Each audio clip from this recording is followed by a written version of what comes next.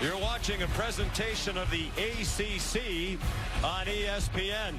Syracuse joined the ACC in 2013. It's quickly become quite a rivalry. Down on the field, Maria Taylor with Dabo Sweeney. All right, thanks, Sean. Coach, you're on the road for the first time this season against a team who historically you have tough matches against.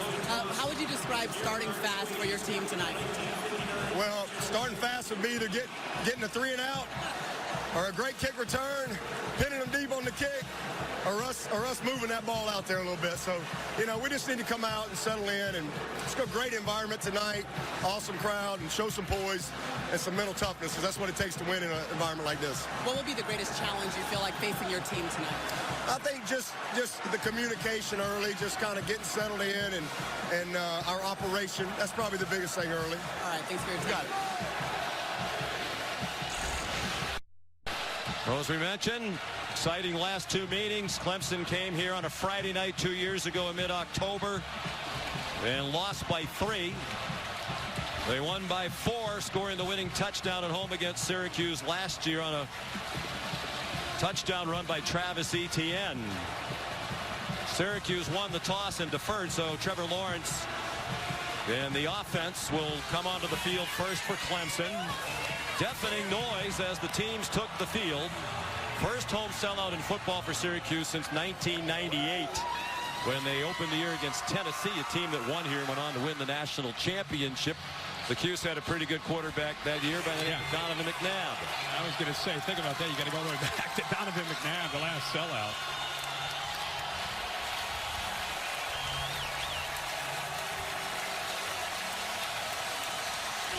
Well, some thought some of the energy might have been taken out of this because of that shockingly one-sided loss for Syracuse at Maryland a week ago. These folks were anticipating undefeated and undefeated off a 10-win Syracuse season a year ago. That hasn't happened. But if it's less noisy than might have been anticipated a week ago, that doesn't seem to have materialized tonight. Sterling Hoffrichter kicks off. And Joseph Ngata, the true freshman, takes an E. Thought about coming out and then thought better of it. So here comes the 19-year-old sophomore from Cartersville, Georgia, Trevor Lawrence, as you saw a moment ago, undefeated, 13-0 as a starting quarterback. It's his 19th career game. He played in every game the first 4 of last season behind Kelly Bryant before the coach decided he was the better man to be the starter. Yeah, he's put some weight on. He's stronger. Coaches have challenged him to become more of a leader in these kind of conditions, assert himself, and let this team know that they can turn to him. Dealing with deafening noise under the roof of the dome. It's steamy inside the dome for a building that used to be named for an air conditioning company. There is no air conditioning in here. A quick hitter to Justin Ross. And the sophomore stumbles down after a brief gain of 2. Here's a look at tonight's Chick-fil-A impact players. Yeah, we talked about balance in the open. That's what they're going to have to do. T. Higgins and Travis Etienne running the football. Coleman, we talked about his ability to rush the quarterback. And also you see Andre Cisco, number 7, an important player in the back end of Syracuse. He led the nation in interceptions last year. It's a run with Etienne. He gets stacked up. There is a flag down along the line of scrimmage on the far side of the field. Evan Foster led the way for the Syracuse defense with help from Andrew Armstrong. Marcus Woods is the referee. Offside, defense, number 45, right up in the neutral zone. 5-yard penalty, second down. Kenneth Ruff, the defensive tackle. That's a big difference for Dino Babers tonight as compared to a year ago. They had 2 veteran defensive tackles in McKinley Williams, who's injured, and Chris Slayton, who has departed. And a mental mistake for Syracuse early. That would have set up a 3rd and about 5, and instead 5 free yards for Lawrence to now put him at 2nd and short. With Etienne on his right hip. And the pass batted down, incomplete. Alton Robinson swatted away a ball intended for the tight end, J.C. Chalk.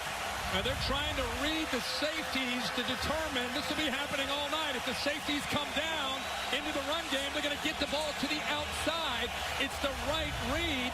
but Alton Robinson with that length gets up at 6'4" to knock the ball down. So a good read by Trevor, just a better play there by Robinson. Hasn't been a completely smooth start for Lawrence in this offense, despite the 2-0 record. Syracuse brings pressure. It's well picked up, but the pass is low, intended for Justin Ross with Evan Foster in coverage. Dabo Sweeney told us they tend to blitz us more than Syracuse blitzes other teams, and they bring pressure early on a key third down. They sure did, and we talked in the open, what would Brian Ward as a defensive coordinator do? And we talked about mixing up the looks on third down that time. They brought everybody, roll the dice, take chances, bring one more than they can handle, and they're off the field. Will Spires to punt. Veteran punter. 32nd career start. Sean Riley, dangerous return man, back for the Cuse. High spiral, fair catch made by Riley at the 25-yard line. 44-yard punt. Here comes the Syracuse offense under Tommy DeVito, redshirt sophomore out of Cedar Grove, New Jersey. Highly recruited player out of Don Bosco Prep, a perennial power in New Jersey, and it's been an up and down first 2 games against Liberty and Maryland for him. And you know, Eric Dunshee leaves as a 4-year starter, really a dynamic leader, a guy that could throw and also a guy that could run. DeVito, they say, is a great athlete. He's shown that in some scrimmages, but really known for his ability to distribute the football as a passer. Very strong throwing arm. They start with Mo Neal, their leading rusher, and he's up the middle for 5 to the 30-yard line. Boy, Sean, that is a big part of what they want to do tonight. Establish that inside presence of the running game with Neal and Adams.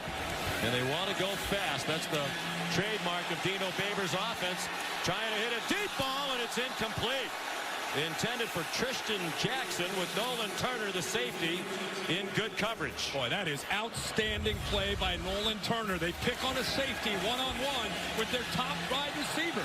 That's a win, right? Watch 24 recover in phase and gets that left arm. He reads the receiver's eyes. When the receiver looks for the ball, he gets his body turned and that left arm up. Outstanding coverage. And here's third down and 5. They rush 4. DeVito got it off, and it's off the hands of Taj Harris, who had a chance to make an early big play, and it's incomplete. And that's been one of the problems for Syracuse. They just haven't been clicking in the passing game. No fault of DeVito there. That should have been caught. And DeVito put it right between the safety and the linebacker, Muse and Chad Smith. They brought pressure. Brent Venables dialing it up with Isaiah Simmons, and DeVito sensed it, got the ball out on time, and we're just unable to hold on to it by Taj Harris. Sterling Hoffrichter, one of the best punters in the country, hangs it very high. Darian Kendrick, fair catch, and Clemson will start for the second time on offense from its own 21-yard line. 49-yard punt by the 5th-year senior Hoffrichter. Friends, don't forget to check out our Target Command Center coverage of tonight's game, streaming live on ESPN3 and the ESPN app. You get Sky Cam, you get a look at both coaches, you get the stats, you get a lot. Clemson on offense for the second time. Each team has had it once and punted. Trevor Lawrence, 1 for 3 on the opening possession. Travis Etienne behind him to the left. He gets the handoff and bursts ahead across the 25 for a 5-yard gain. Trill Williams, the nickel, made the tackle. Interesting approach so far by Brian Ward. I would call it a very aggressive approach with a lot of blitzing coming after the line of scrimmage. 4 wide receivers. 3 wideouts and the tight end. Chalk split out to the right. Etienne, the running back. Lawrence trying to communicate against the din here in the sold-out dome. He throws deep and incomplete, intended for Justin Ross. Well, and a flag is down, perhaps against Ifeatu Melifonwu for pass interference.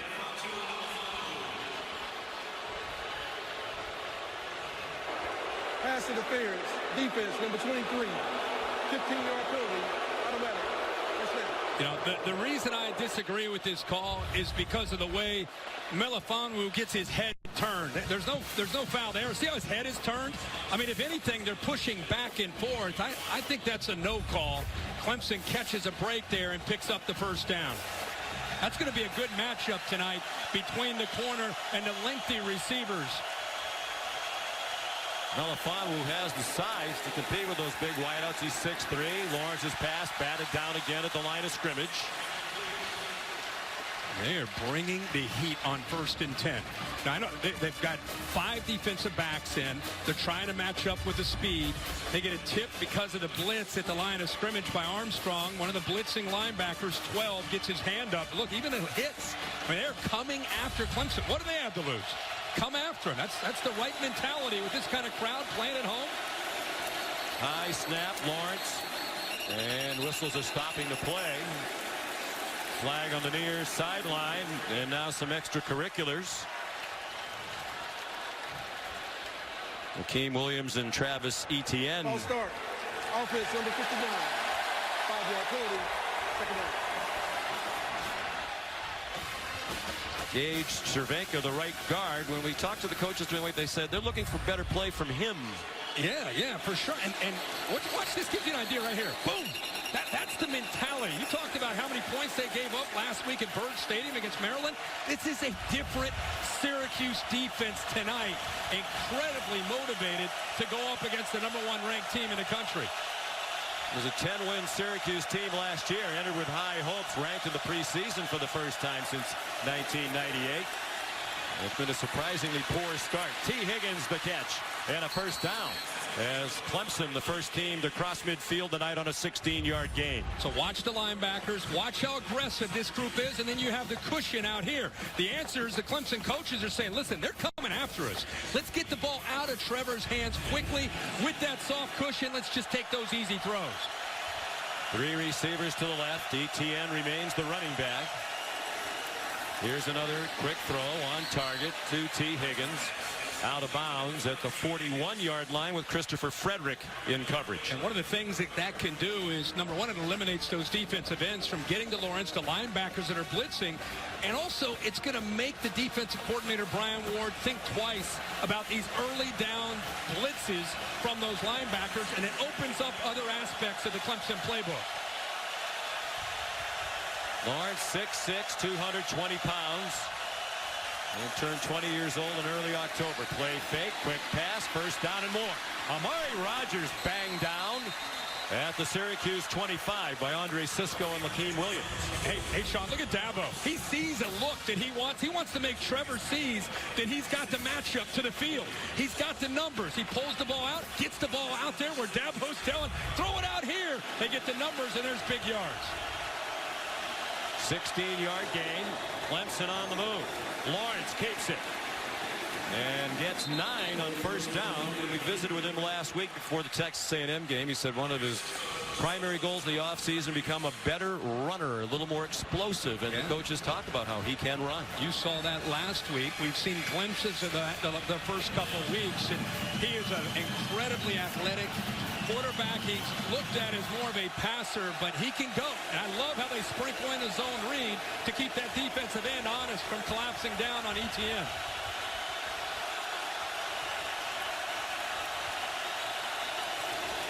On 2nd and 1, they fake the quick pass to the right, and it's a touchdown. Amari Rogers. Beautiful design and execution of that play for a 16-yard touchdown. Well, this is what, again, the answer to Clemson. Give their offensive staff a lot of credit. If you're going to collapse down, they're going to try to do this little shuttle, and then they're attacking that safety right there. Watch how he just does. He's almost like he's setting up, I'm going to block, goes right by an aggressive safety in Sisco, who was anticipating that Amari Rogers was just coming out there to stalk block him. He disguised it, snuck behind him, and a great throw by Trevor Lawrence. And the extra point up and good by B.T. Potter. Amari Rogers, just 166 days removed from tearing his ACL in late March, with his first touchdown of the season. This is the Averys. Ball on ABC is presented by Wells Fargo. This is a commitment to better banking. This is Wells Fargo. And in part by Nissan, premier partner of the Heisman Trophy. New building being built on the Syracuse campus. The National Veterans Resource Center will serve as the center of veteran life, not only on the Syracuse campus and in the Syracuse community, but for veterans from all over central New York. Represents a commitment by Syracuse to lead innovative programs designed to empower those who have served. B.T. Potter kicks off, and Sean Riley will not try to return it. And speaking of veterans, very sad day here on the Syracuse campus with the passing of Don Waffle on Thursday night at the age of 103. World War II veteran, captured by the Germans and held as a prisoner of war. He did not miss a single home game in the Carrier Dome since it opened in 1980, and had missed only 3 home games since 1945. Well known here, Kirk, he was the president of the Syracuse Chiefs minor league baseball team for 35 years. I had the great pleasure to work for him as his broadcaster back in the 80s. Wow. And one of the nicest people I've ever met, and much loved here. And they had a moment of silence for him before the game. He won a Veterans Award from the university last night. That's great. So eager to be there for it. Amazing that he made it to 103 and unfortunately died the night before he was to receive that great honor. But our condolences to the Waffle family. Yeah, I know from reading up this week and preparing for this broadcast and listening to you and even Bill Bonnell, who's a Syracuse alum, I know how special he was to so many people. Mo Neal carries. There's a personal foul against Clemson on the kickoff, so that's why the ball came out to the 40. Remember what Syracuse tried to do in that first series, running the ball into the interior of that Clemson defensive line and also taking shots, trying to get the one-on-one matchups. Taj Harris went in motion. They try Neal on the run again, and he's stuffed after getting back to the line of scrimmage, and that's about it. Brent Venables has an interesting challenge this year. When you lose 4 dominating defensive linemen, you're breaking in some new faces that are taking over that are very capable, but they're learning on the fly. He's got more veteran experience now on the back end than the front end. And flags prior to the snap for a false start against Syracuse. Snap infraction. Offense, number 68. 5-yard penalty. 3rd down. Well, I saw you on game day this morning talking about this matchup. You thought the biggest concern for Syracuse, the offensive line. Their starting center, Sam Heckel, injured. They've had to move people all over. Think about that. You lose a starting center, you think, okay, we got to back up. He's young. We'll put him in. No, not here. Left tackle, starting left tackle moves to center where he has some experience. Starting right tackle goes all the way to left tackle, and the backup right tackle now is starting. So effectively, it's 3 different positions. DeVito right on cue, running for his life, and Isaiah Simmons took him down at the 30-yard line. There is a flag thrown back behind the line of scrimmage for a holding call against Syracuse that'll be turned down. Holding. Offense, number 57. The penalty is declined. 4th down. Locks up with Niles Pinckney, 44, just grabs the jersey right in front of the referee. Easy call. But Syracuse self-destructing. Dropped football in the first series. Penalty has set them back against this defense. You want to help Clemson's defense? Dino Babers is thinking, guys, we just have to execute. Just play our game. Off Richter to punt. Kendrick back deep again, very high. And Kendrick got away from it. And Syracuse downs it at the 23-yard line. 46-yard punt. 7-0 Clemson first quarter in Syracuse. The super big Samsung. Aerial coverage provided by Goodyear, recognizing those who strive to rise above the rest. Goodyear, more driven.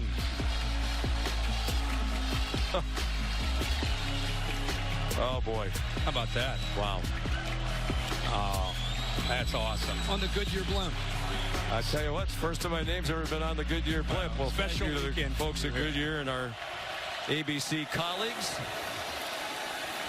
Travis Etienne, the ball carrier on first down for Clemson. They lead 7-0. Well, you've had a heck of a weekend. Biggest award you can receive here as an alum. I know it's been very special a couple days for you. It'll go all the way through till Monday. I appreciate that. Yes, the George Aronson Award goes back to 1939. Yeah. Here on campus, it's the highest alumni honor that the university bestows, and I was one of the recipients this year, and still trying to figure out why, but I'm not going to ask. Well deserved, man. Just going to say thank you. Trevor Lawrence lobs it up. Joseph Ngata, the freshman, well covered by Antoine Cordy. And here's, well, I'm sorry. It's hard to talk about yourself in a situation like that. I wasn't there. I was in Ames, but I know I've talked with a lot of people, including Bill Bonnell and others that were there. And I know, in talking to you leading up to this weekend, I know what this place means to you on a personal level. And for them to be able to recognize what you've been able to accomplish, I can only imagine what the emotions were going through you. Yeah, it was a very emotional night. I had trouble getting through the speech several times. You saw Chancellor Siverud, who presented me with the award. Lawrence pressured, throws deep, and they win the jump ball as they so often do. T. Higgins, 6'4", 215 pounds with a big play, 35 yards. Well, this is what Dabo Swinney personally told him that he wants him to get better. Extending plays, and then look at the height advantage of T. Higgins makes the play. They're going to add 15 yards. See the late hit, the push right here by Jonathan, who pushes him in the back after he makes the throw. But the ability to extend the play, the athletic ability of Trevor Lawrence, there's the late hit. And then T. Higgins with that 6'4" length goes up and over the smaller defensive back. And just like that, Clemson all the way down to the 23-yard line. And they tack on a roughing the passer penalty. That takes them to the 23 against Kingsley Jonathan. So they scored a touchdown on their last drive. And they're threatening to do so again. Clemson at the 23 of Syracuse midway through the first half. Etienne. He's added some muscle in the offseason and able to break tackles even better than he did a year ago. He's a very well put together 5'10", 210. No doubt. He used to just be fast, and last year he started to get stronger, and this year even stronger and more patient. And think about defending these guys. We talked about it in the open. You worry about Lawrence and the vertical pass game and what they can do with that lethal passing attack. And then you got to still remember that number 9's back there. They give it to number 9 again, and he breaks tackles. Several Syracuse defenders there. They couldn't get him on the ground. And it's a first down for Clemson, just shy of the 10-yard line. One of the greatest things you can say about a running back is that he runs angry. And I think that's where Travis Etienne is really developed. I think, like any backs, they burst onto a scene with their physical, raw ability, and then they just continue to grow and learn. Tony Elliott and other coaches have done an amazing job with him. But, man, he runs with conviction now as a junior. Jennings, Louisiana, big hole, and he's tripped up just shy of the end zone. He didn't score a rushing touchdown last week. That was the first time in 7 games that he didn't score a rushing TD. Kendall Coleman tripped him up and saved a touchdown, and now Etienne is not getting up. We could talk about how he runs with that conviction, with that reckless, abandoned attitude, and looked like the safety Cisco came in and hit him, and maybe their shoulder, it looks like right on the shoulder.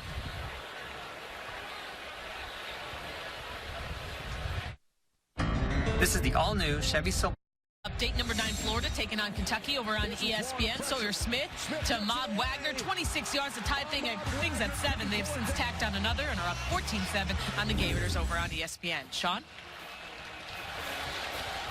All right, Cassidy, thank you. They're taking a look at Travis Etienne out of the game at the moment with Lynn J. Dixon, is very capable backup. In on 2nd and goal from the 1. Dixon driven back shy of the goal line. Andrew Armstrong, the senior linebacker out of Youngstown, Ohio, with the primary hit. Again, those linebackers coming downhill right at the line of scrimmage. Boom. Able to make that play. The center, Pollard, is occupied by the blitzing Williams, and it freed up Armstrong to make the clean hit short of the goal line. Dixon remains the running back. On 3rd down and goal. Clemson leading 7-0. Lawrence walks in with the touchdown. Faked it to Lynn J. Dixon and went around the left end for the second Clemson score of the night. It's 13-0. There it is again. You know, they're going to continue to remind teams, not just tonight, that Trevor Lawrence is a threat. I always bring up Andrew Luck because you think of Andrew Luck at Stanford throwing the ball, but there are many times, whether it's red zone or short yardage, they would run a zone read where they pull it and let him take off and run. And it really can be effective because everybody wants to pinch down and take away Travis Etienne or Lynn J. Dixon. So you got to be careful on the edge of the defense of collapsing down, because when you do, 16's just going to read that. He's going to feel it. You overcommit, he's going to walk around you and tiptoe into the end zone for touchdowns. Second rushing touchdown of the year for Lawrence, who scored their first touchdown of the season against the Georgia Tech squad. Came into Clemson and got hammered by the defending national champs 52-14. Looks like Travis Etienne is all right, chatting on the sideline with a smile on his face. If there's ever been an important answer in a football game early for an underdog, this would be it for Syracuse.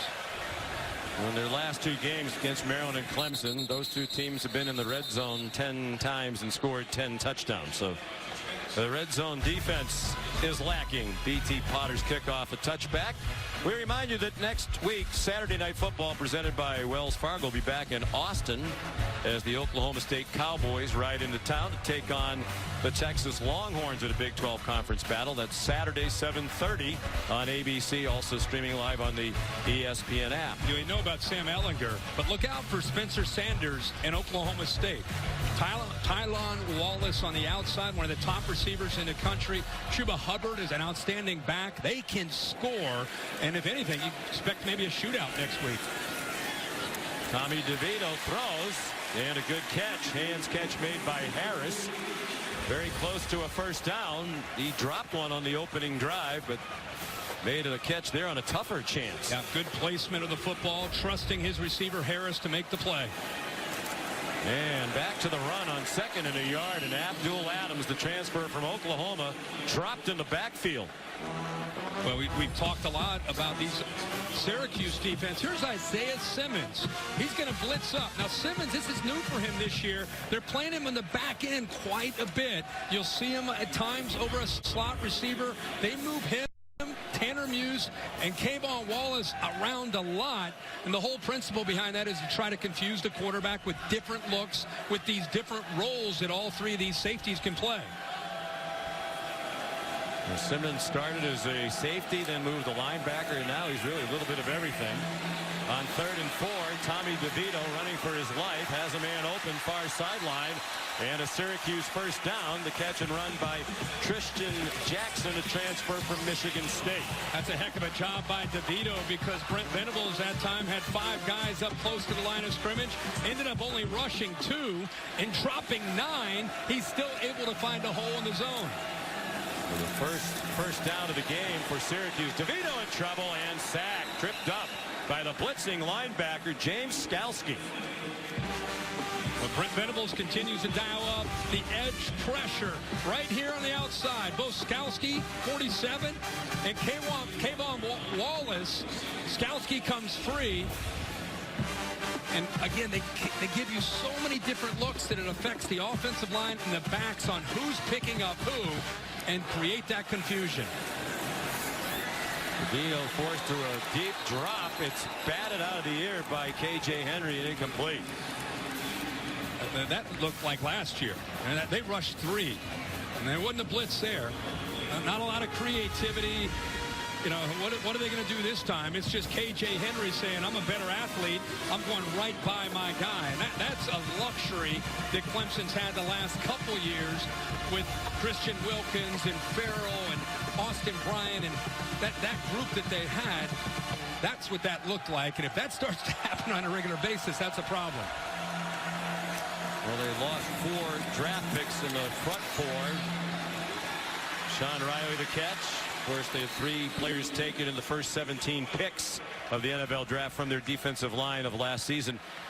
But people haven't heard about K.J. Henry, who's a redshirt freshman, waited his turn, but he was an Under Armour All-American. He was the 6th-ranked player in the entire country at any position coming out of high school. So they just roll in 4- and 5-star recruits for the guys who leave. Yeah, it's incredible. And go back to Vic Beasley and think about the great defensive linemen that they've had since Dabo Swinney has been here. And it's just an embarrassment of riches.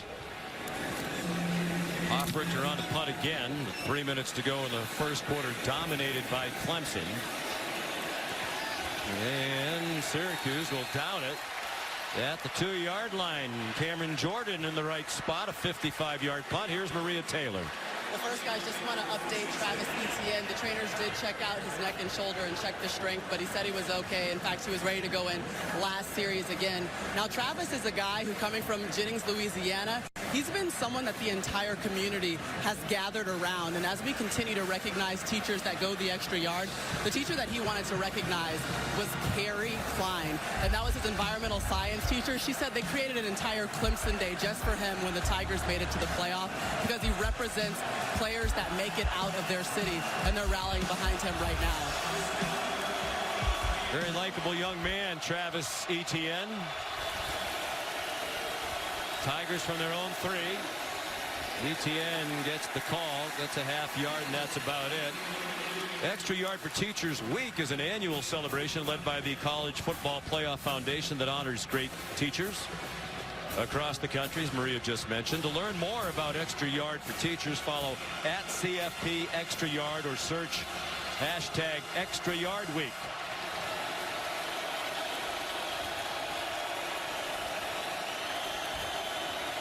On 2nd and 9, Justin Ross out of bounds at the 9-yard line. Here comes 3rd down and 4.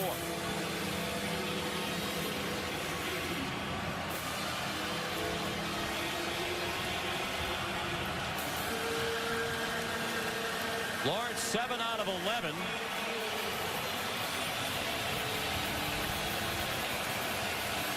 Thrown for 97 yards here in the first quarter. Syracuse showing blitz. And they drop out of it. Crossing T. Higgins, 1st down and more. Out to the 18-yard line, ankle tackled by Trill Williams. Surprised they went zone there, and that shows the patience of Trevor Lawrence. Instead of trying to force something downfield, lets the play develop, waits for T. Higgins to come clear underneath, just checks it down to him and picks up the easy 1st down. Syracuse going man-to-man here.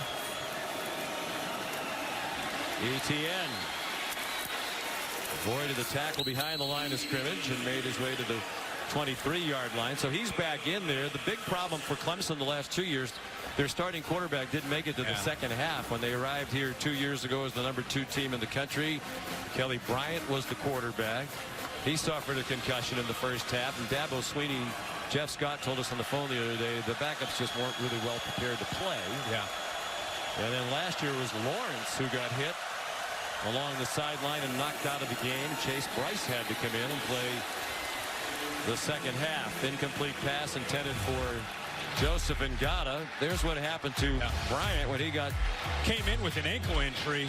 Then he was limping around before most of that game. Before that injury, he goes out, they lose, and then last year, everybody's worst nightmare, Trevor Lawrence goes down. This is after Kelly Bryant had left the team, and they go to Chase Bryce to come in to try to lead him to a victory. And Chase Bryce was the 3rd-string quarterback when the week began. It was Bryant, Lawrence, and then Bryce, and then they decided Lawrence would be the starter, so Bryant left.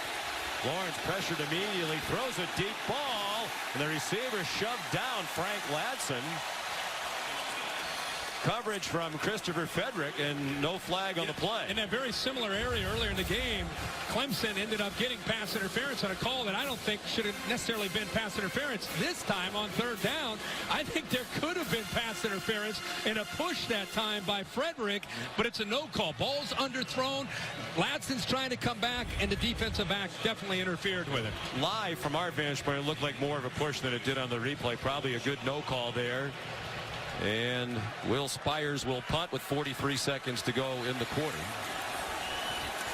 The Clemson coaches talked last year about when Bryce got in the game, he was shaky early, understandably so. Sean Riley a fair catch. And it really made their play calling very conservative for a while. Here's Cassidy Hubbarth in the studio. Thanks, Sean. Let's take a look at one of AT&T's best performances, and Northwestern State giving number 4 LSU its best to start. Shelton Epler to Quan Shorts to put the Demons on top in Death Valley, 7-3. This one on the SEC Network. Sean, Herbie, back to you. All right, Cassidy.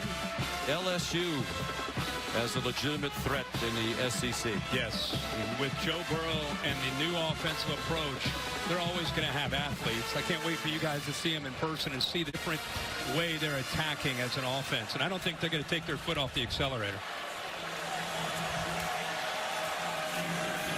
On first down, they come after Tommy DeVito, flushed by the blitzing linebacker Skalski, and the pass incomplete for Tristan Jackson. This offensive line right now is overwhelmed.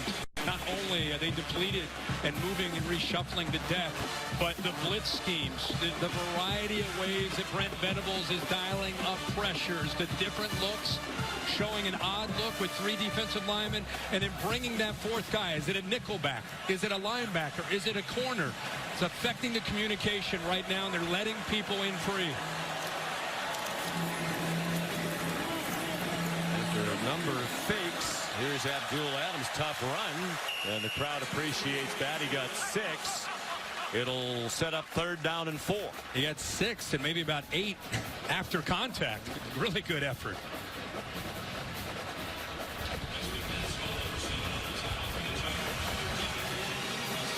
Final seconds of the opening quarter. And 3rd down for Syracuse. Looked like Clemson was offside, so DeVito throws a deep ball. And it's incomplete. Intended for Taj Harris. Justin Maskell along the far end of the Clemson defensive line. Looked like he crossed into the neutral zone. Offside, defense, number 7. 5-yard penalty results in the first down. By rule, we'll have 1 untimed down. See Dabo Swinney obviously frustrated with Maskell because it's a first down. You know, 3rd down, he's trying to get an early start, trying to get into that backfield. But, you know, when it's 3rd and 4, that's the last thing you can do if you're a defender, trying to get that early start and giving Syracuse 5 yards and a first down. What's the middle linebacker, Skalski, several times. Dabo Swinney raved about Skalski, said he's really the guy who sets the tone for the defense this season. DeVito wants another deep ball, has a man breaking open, and it's dropped right through the hands of Tristan Jackson. It would have been a touchdown. You can't beat the #1 team in the country in your own stadium when the crowd is a big part of it and have drops. That's the 2nd big drop we've seen in this game. This one for a touchdown. Tommy DeVito can't make a better throw. There are 2 fouls on the play, both by the offense. Illegal shift, 2 men moving at the same time. That penalty is declined. Ineligible player downfield, offense. Tight end was covered up, went down for a pass. 5-yard penalty. We'll still have another untimed down.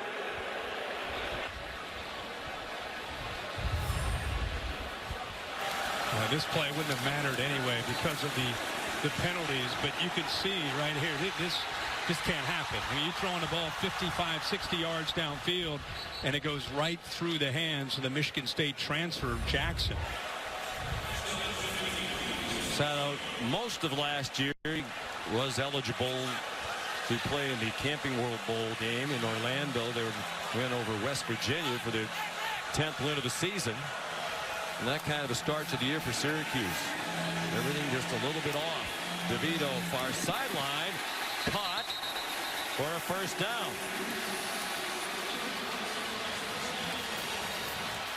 Luke Benson, who's not even on there too deep with his first catch of the year. And he was inbounds. That's the end of the first quarter here in Syracuse. We'll be back after this message and a word from your local ABC station. The Super Big Samsung. Welcome back to Saturday Night Football on ABC, presented by Wells Fargo. From the campus of Syracuse University to the heart of Central New York, a look at the Hall of Languages building, the original building on this campus, dating back to 1870, celebrating its sesquicentennial. Look out, DeVito on 1st and 10, eluded the rush. And demonstrating what you said the coaches told us, Herbie, that he's more than a thrower. He can run. He hasn't really shown that, but a nice scramble there for a positive play. Yeah, there's the athletic ability. Mike Jones looked like was going to get him from behind, blitzing linebacker, but steps up into that pocket, which is something they challenged him this week to do. They mix in the running back, Abdul Adams, taken down by Xavier Thomas. Very close to another Syracuse first down. They're at the 20-yard line. And see, Sean, such a big part of it, kind of being an equalizer, is this tempo and picking up first downs. DeVito, 6'2", 212-pounder, lunged ahead for the first down. That's one of the things that the offensive coordinator Mike Lynch told us. He doesn't feel like they've gone fast enough. And he said part of the problem is you got to get the first down. It's hard to get tempo if you don't get a first down. And last week got away from him in a hurry against Maryland. But and you see teams that go up against really talented defenses doing this, and a big part of that is to try to tire them out, try to confuse them, try to get them on their heels.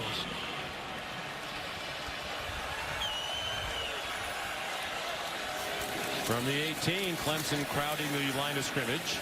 And Adams ahead for about 3. Dino Babers and Mike Lynch collaborate on the play calls. And as you might imagine, when they're trying to go fast, there isn't a lot of signaling. The plays are pretty simple. It's not a very deep playbook. Yeah. Dino Babers, who spent a lot of time at Baylor with Art Briles, brought that system here to Syracuse. And that's what they try to run, a very similar system. Abdul Adams surged ahead to the 11-yard line. It'll set up 3rd down and 3. Logan Rudolph made the tackle. And a nice block there by the right guard who's pulling around that time. Davis does a nice job of fitting through there. Elmore, the tight end, also fitting through that hole. Feels different. Mo Neal is an experienced guy, a 4-year guy. Abdul Adams comes over from Oklahoma as a transfer. More powerful. You can feel that when he gets in between the tackles. He's running through those arm tackles. Well, interesting. They said they wanted to go faster, but apparently they're having a hard time getting the play in here. And now Dino Babers is going to ask for timeout, it seems, as he walks down the sideline.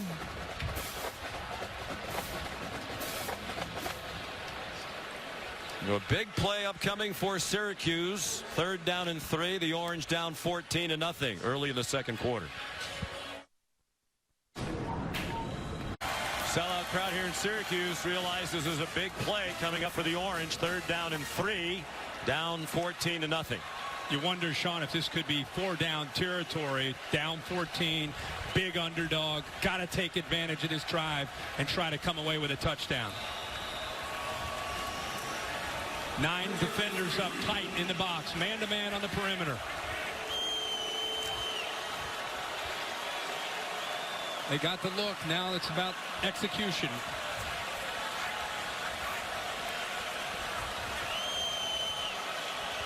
And they changed the formation after looking at the sideline. DeVito lobs it up, one-on-one coverage, and the pass incomplete, intended for Taj Harris, with Mario Goodrich in coverage for Clemson. Well, that's the matchup that they wanted. The reason you saw him look over, he went from being back in a shotgun, gets underneath. He wants this matchup. He wants to go against Goodrich, try to beat him. He's the 3rd corner. He's got Harris who can make plays. Ball is underthrown. See Goodrich with his eyes on the football. Good no call there by the official. And as usual, Clemson playing a lot of players. Goodrich is a backup. There's Andre Schmidt. Won the Lou Groza Award as the best place kicker in the country last year. 29-yard field goal.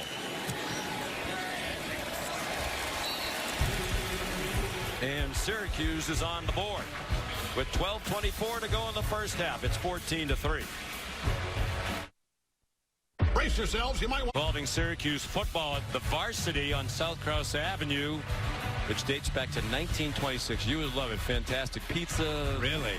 Buffalo wings, but you saw the banners. Yeah, I saw one upside down. If they win the game, they turn the banner Maryland will upside just down. keep there for now. Maryland turned Syracuse upside down last weekend. But the big win over Liberty resulted in the banner being flipped over. So the pizza's not bad, huh? Pizza's terrific. I'm hearing post-game. That may happen. We stopped in there today, as a matter of fact. Didn't eat. It was quite crowded, as you might expect on game day. Here's Joseph Ngata bringing back Sterling Hoffrichter's kickoff. And the freshman's across the 25. Let's go to Maria Taylor. Hey, Sean. So the spirit of family is up here for Syracuse, and I have Adam Weitzman here. And the decision that he made to raise money for Eric Dungy's father, who was diagnosed with liver and kidney cancer, by selling out his suite is an incredible one. And Eric, I want to start with you. With what did it mean to you to know that you have the support of Syracuse alumni around you and your father? You know, Adam's a great friend, and I'm just so thankful for him and everything, and every donor here. It's just an incredible experience, and it's overwhelming, honestly. I mean, I brought it up to him, and 2 minutes later, all right, I'm going to make a call, and then he got all this set up. So it's just speaks volumes of him, speaks volumes as a character, and it's just my family are forever grateful for him. I know you put a post on LinkedIn. You posted it everywhere on social media. You wanted to sell out all 24 seats, and you managed to do it. What made you want to make sure that you could get money for medical bills for Tim Dungy? Well, usually I just invite like family and friends, but I thought we could do something for a good cause to help out his dad, and I just put it on social media, and we sold out all the tickets pretty quick, and we raised a little over $36,000, so it's pretty good, and hope his dad's going to be a fighter like he is, so we're praying for his recovery. I know Dad's going to be a fighter, but I have to have you put on your coach's hat really quick. Now, you played quarterback in games like this. What's important for Tommy DeVito in this offense against Clemson? Yeah, I mean, it's just important. I mean, I think he's doing a great job right now. The play action's really working for him. I mean, it's hard for me to sit up here and not want to go on the field, but I think they're doing a great job. The line's looking good, and as long as they can get that running game going, it's going to open up a lot for the passing game. All right, well, incredible story here of what it means to go to Syracuse and alumni supporting other players. And back to you, and Sean McDonough, I know you understand exactly what it means to see something like this happening with your family. Yeah, I sure do. I'm very fortunate to consider both of them friends. Adam Weitzman is legendary in this part of the world for his charitable endeavors and goodness. Very close friend to Coach Boeheim, who's here tonight. Deep throw. There was a pass interference call on Syracuse's Antoine Cordy while Maria was chatting with Eric and Adam. That pass incomplete, and it's Cordy in coverage on Frank Ladson. Yeah, great to hear that story, and great to see people helping each other in this community. I also want to say that you imagine being Dungy, a 4-year starter. It's the first really big game that he's had to sit up there and have a popcorn and a hot dog. That's tough for him to do. He was as tough as they come. Loved his style. Yeah, he'd get knocked around, get back up, and continue fighting. 3rd down and 8. Lawrence deep and over the head of Justin Ross. So they recover from that pass interference, come back, and Clemson taking some shots on this series, trying to push the ball down the field and unable to be able to come up with those plays, and Syracuse steps up there on 3rd down, gets Clemson's offense off the field. They congratulate Trill Williams for his part in that coverage. After he got on a pretty good roll, Lawrence has thrown 4 straight incomplete passes now, and here's Will Spires for the 3rd time to punt. Sean Riley, fair catch on the run at the 25-yard line. Just a 33-yard punt. So Trevor Lawrence a little frustrated at the moment, but his team still up 14-3.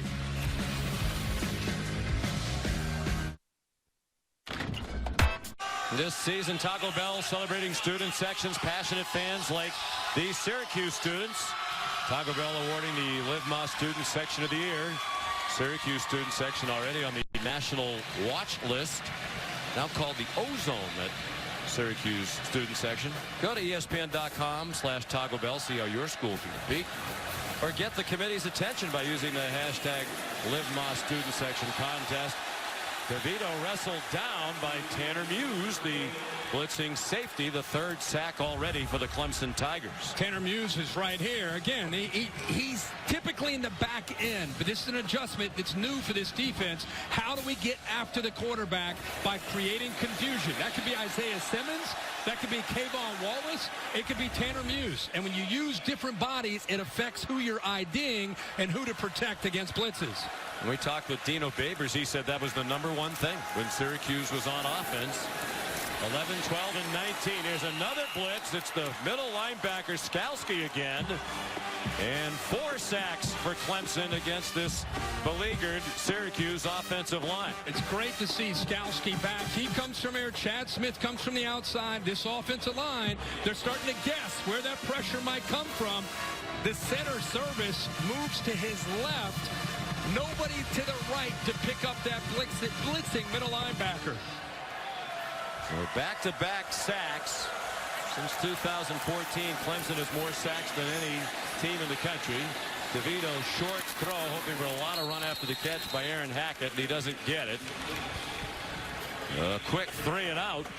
Brent Venables fired up about the play of the defense. Brent Venables, the best in the business as a defensive coordinator, dialing up pressures, relentless with his approach and getting his scheme ready. It changes every single week depending on the offense that he's facing and what the goals are that week to attack protection.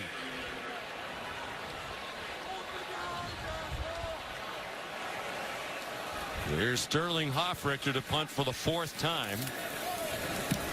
One of 6 Syracuse players has already earned his undergraduate degree. Fair catch made by Darian Kendrick. 53-yard punt. Monday, the 50th season of Monday Night Football continues with a rematch of the very first Monday Night Football game. The Cleveland Browns taking on the New York Jets. Coverage begins with Monday Night Countdown at 6 Eastern, and then it's the Browns and the Jets also on the ESPN app. When you think, of course, of the Browns, you think of Jim Brown, one of the great running backs of all time, part of a great history of running backs here at Syracuse. 3 times the NFL MVP. You see that number 44, and that's who you think of, Jim Brown. And he made that the number to wear here at Syracuse. For many years, they used that in recruiting. Ball start. Offense number 59. 5-yard penalty. Touchdown. Number 44 retired. Gage Cervenka called for the false start. Speaking of retired numbers at halftime, they're going to retire the number of Tim Green. Great defensive lineman here at Syracuse in the early 80s. For the late, great Hall of Fame coach Dick McPherson. Tim, as many of you know, has been battling ALS. All-time sack leader at Syracuse. Will be a very emotional halftime ceremony inside the dome. Lawrence on the run. And on target, T. Higgins again to the 37-yard line. Nice early down movement, moving the pocket with those middle linebackers blitzing as much as they are. One of the answers for Clemson, a levels route. You have a deep, a mid-range, and a short route, and moving Trevor Lawrence outside of that pocket. It's like T. Higgins at the bottom, even up after he came up from the play, ended up going back down.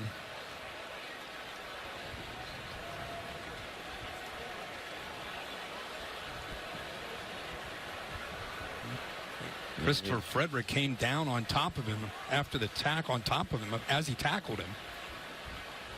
Junior from Oak Ridge, Tennessee, has emerged as one of the best wide receivers in the country. 9:04 to go in the half. 14-3 Clemson.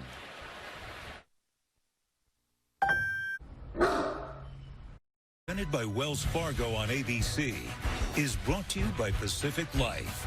150 years strong. Protection and retirement solutions for your future. And Nissan, premier partner of the Heisman Trophy. Number 1 Clemson looking for its 18th straight win, leading 14-3 in the second quarter.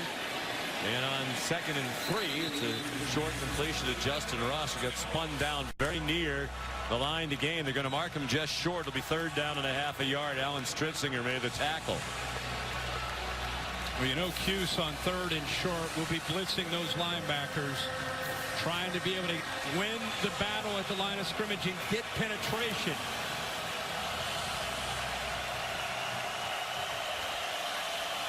Then Jay Dixon, the running back.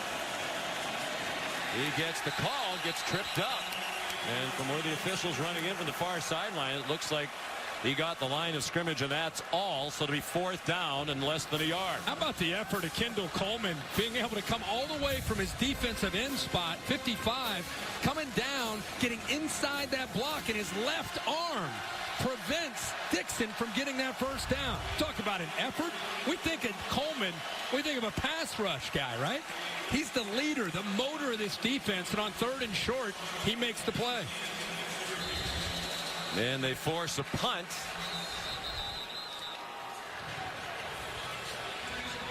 For the review.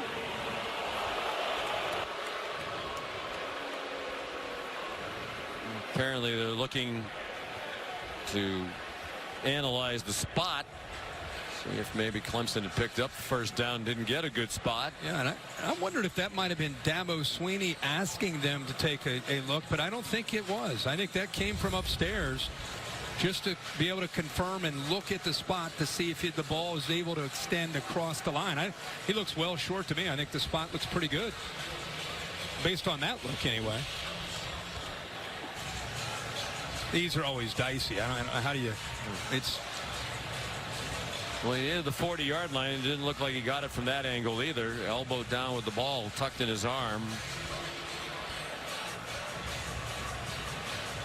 I think the previous angle might be the best angle we have. You mentioned the elbow. When the elbow goes down, where's the ball? I think it's maybe 6-8 inches that they might pick up based on that look. But to me, this was not what replay was designed to do. No, it's designed to correct obvious mistakes. Right. Yeah, when you start stopping plays for 6 and 8 inches. You can do this on every play. Yeah. And I know it's the difference between a 1st down or a 4th down and a likely punt. After further review, the ruling that the runner was short of the line to gain stands.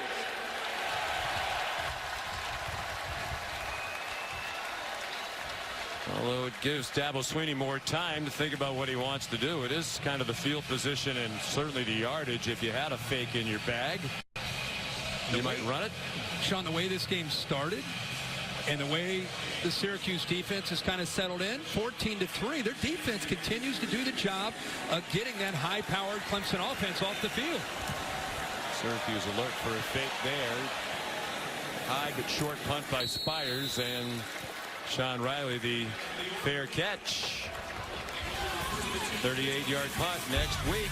Saturday Night Football presented by Wells Fargo will be back in Austin as the Oklahoma State Cowboys ride into town to take on the Longhorns. That's next Saturday at 7:30 on ABC. Also streaming live on the app. You'll be back with your regular partner, Chris Fowler. Just want to personally thank him for agreeing to switch places with me today and work with our great crew, Todd Blackledge and Holly Rose, so that I could be here with our family this weekend on this special occasion. Chris didn't have to agree to do it, but he did. And I know he missed being with you, but I know he had fun with our... Yeah, he had a great game, too. Yeah. With your crew. DeVito under duress and sacked again. He just has nowhere to go. They are absolutely running over this Syracuse offensive line. Xavier Thomas leading the way. And we talked about blitzes, where they're coming from. Look, imagine being an offensive lineman and a quarterback trying to set protection. You have no idea the snap of the ball where they're coming from. Mo Neal on the delay. Tripped up by Justin Maskell. They got the sack yardage back and then some out to the 28-yard line. You know, and Syracuse knew coming in that it's an obvious problem when you face Brent Venables. So the answer for Dino Babers is you got to get the ball out quick, or you got to move the pocket. Because if you sit back there, you're in no man's land. He doesn't even have time to get it out quickly. I mean, they're on him so quickly. I mean, they're on him so quickly you can't even throw a quick pass. He threw that one up for grabs. In the general direction of Mo Neal. with A.J. Terrell in coverage. They're showing pressure here, and then it ends up coming here. So they're calling protection to help to the left, and then the blitz comes from the right, and they're free. So, again, credit Brent Venables in the scheme. And almost come up with the interception, just throwing it up. You know, the Clemson coaches love the back four.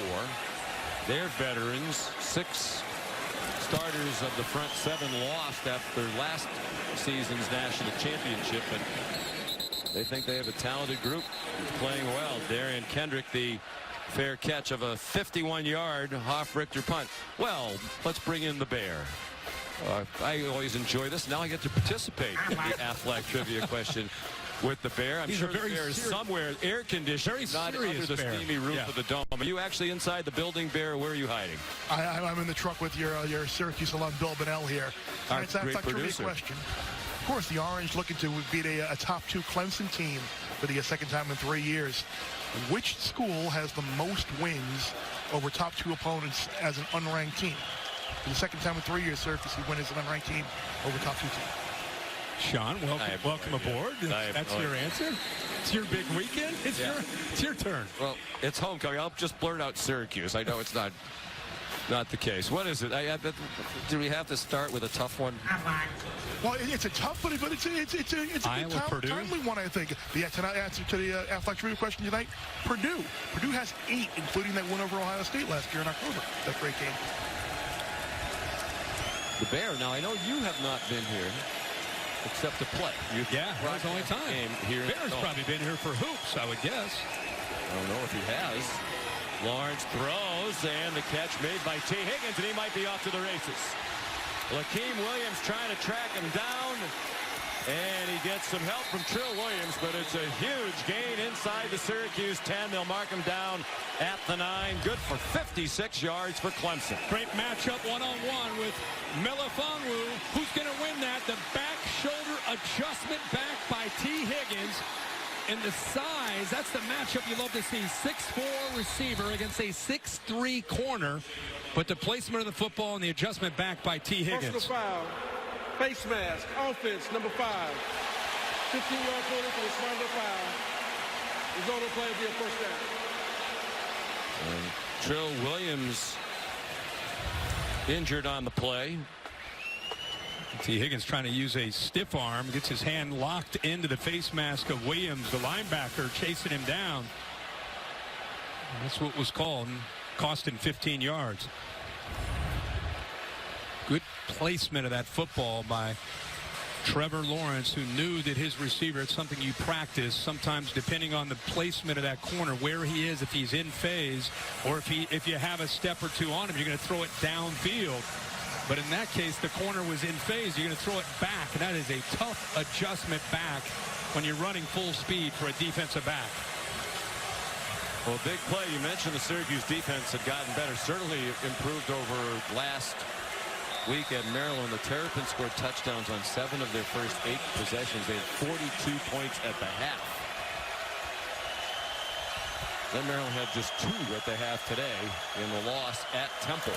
Scored 15 in the game. ETN on 1st and 10 from the 23 goes nowhere. They've kind of gotten away from him the last few possessions. They've been throwing the football and looking for that big play.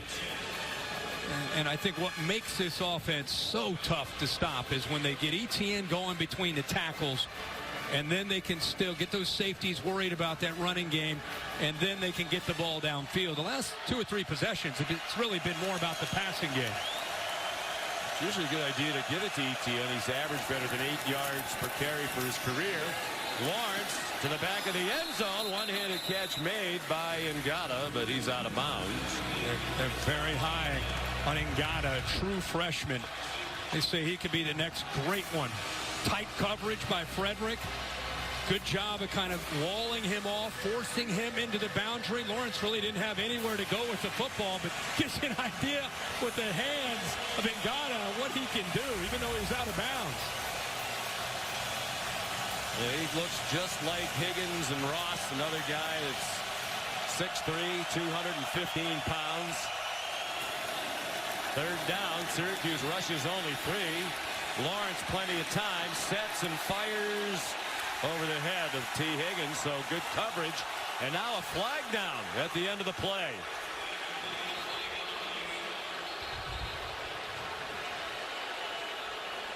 And the linebacker dropping in coverage, trying to chase after Lawrence, hits him high after the throw.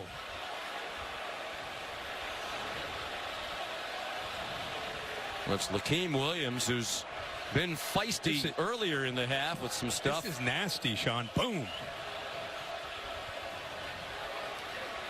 I think you may have had some offensive linemen downfield as well. There's no foul for roughing the passer. How about that?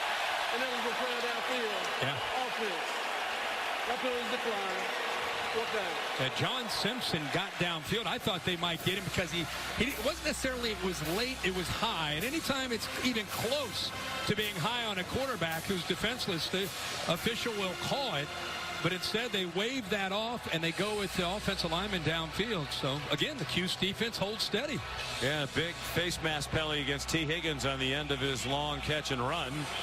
So it'll lead to a field goal try for B.T. Potter, the sophomore out of Rock Hill, South Carolina.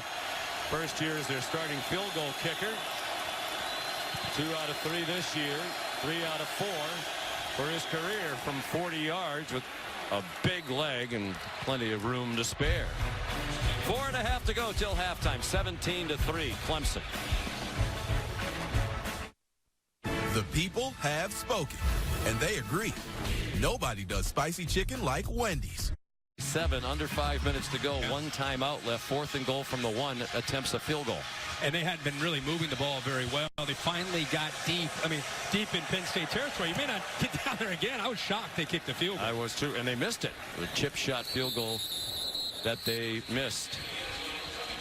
So an interesting start to this game, Kirk, in the sense that a couple of times it looked like Clemson really deliver almost a knockout blow here in the first half, but somehow Syracuse is hanging in there just close enough. And as broadcasters, and especially your big weekend here, we like to see competitive games, right? Yes. It was 14-0 in the first quarter, and we're thinking, all right, we're going to talk about your great weekend you had. There's other things we might get into. But after that, Syracuse has settled in. They're making some plays defensively.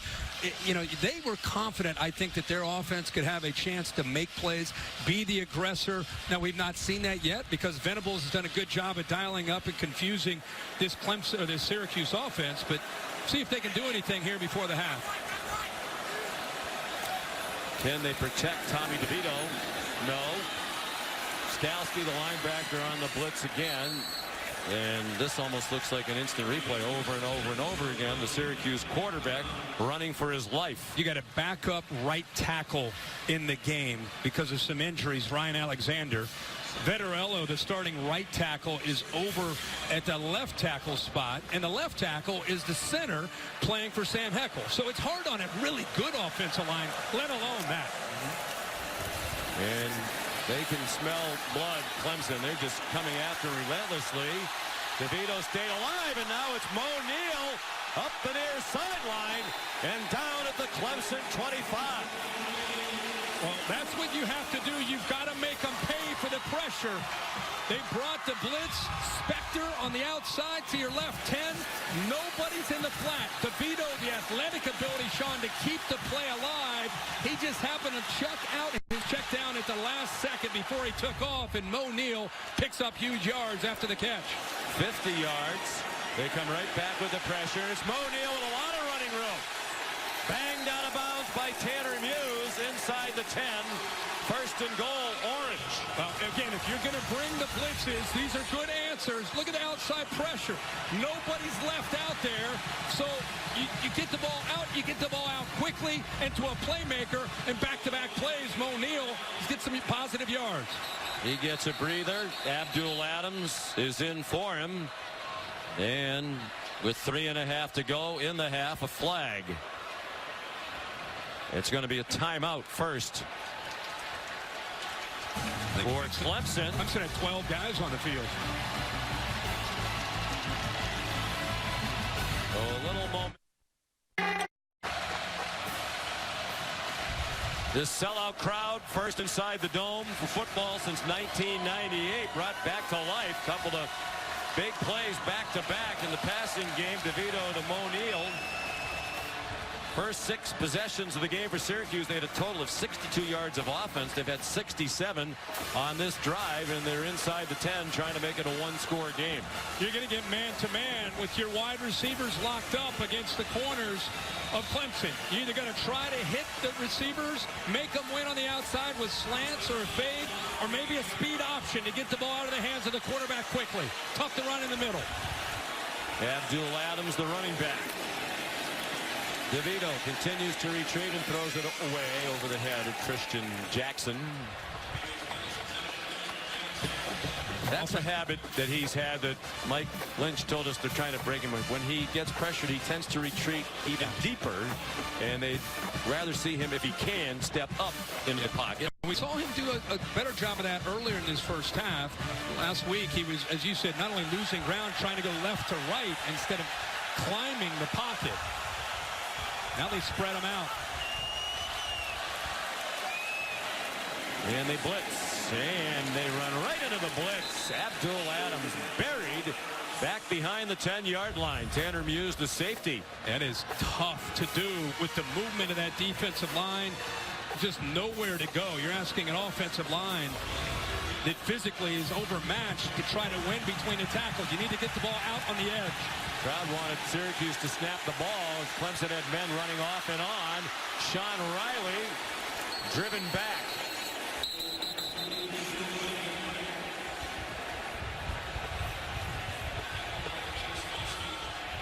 Dino Babers hollering at the referee. Marcus Woods, I think he felt like Clemson did have too many men on the field. And now he has a decision to make on 4th and goal. They gave Riley just the 5-yard line. Here's the all-cam look. There's 12 on the field now, and Clemson trying to get the call. And there's the one guy actually coming in. Actually, it's 11, and that's when he tried to hurry up and catch him on the field at the same time with 12. I think he got off. He did. Dino Babers really getting after Marcus Woods.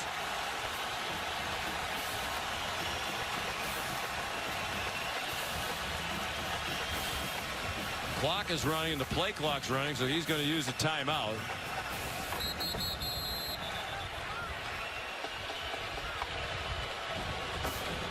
Crowd chanting Dino, Dino, enormously popular here in Syracuse after he led them to a 10-win season last year. You think he waited his turn? He was an assistant at 12 different schools over 28 years before he got his first head coaching job at Eastern Illinois. Had 2 winning seasons there, inherited Jimmy Garoppolo. That's a pretty nice deal. Yeah. Then went to Bowling Green, won the MAC there. Now in his 4th year in Syracuse has really brought back this program. He said at his opening press conference, close your eyes. Maybe you can't envision it right now, but the day's coming when the dome will be filled and there'll be tremendous excitement and anticipation. And boy, was he right, because it's filled tonight, and there was a great anticipation for this game here locally. Well, there was a day when Syracuse had guys like Donovan McNabb and others. They were a top 10, top 15 program year in and year out. Take another look at this just to see that the 12th man here trying to get off the field right as the ball is snapped. He appears to be right at the line. But you could see the confusion. Look at Denzel Johnson here, confused, trying to get over to try to get in on the play with Sean Riley. And that's exactly who DeVito ends up throwing the football to.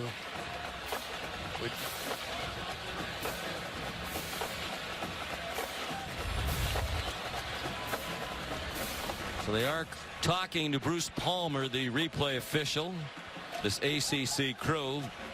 First conference game of the season for Syracuse. Of course, Clemson opened with a win against Georgia Tech, already 1-0 in the conference. Let's bring in our rules expert, Dave Kataya. Looking at this, the rule is 12 in a formation. The defense, as long as that player gets to that line before it's snapped. After further review, the ruling on the field is confirmed. There were not 12 men on the field. By rule, Syracuse is charged a timeout. And I agree with that, because when that ball snapped, his foot's on that sideline. That is reviewable, and I agree with the confirmation. He is off the field. So Dino Babers, twice now, they put together a good drive deep into Clemson territory. Only have to settle again for another field goal.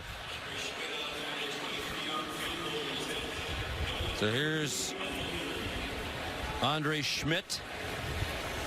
1 for 1 from 29 yards. This will be 23.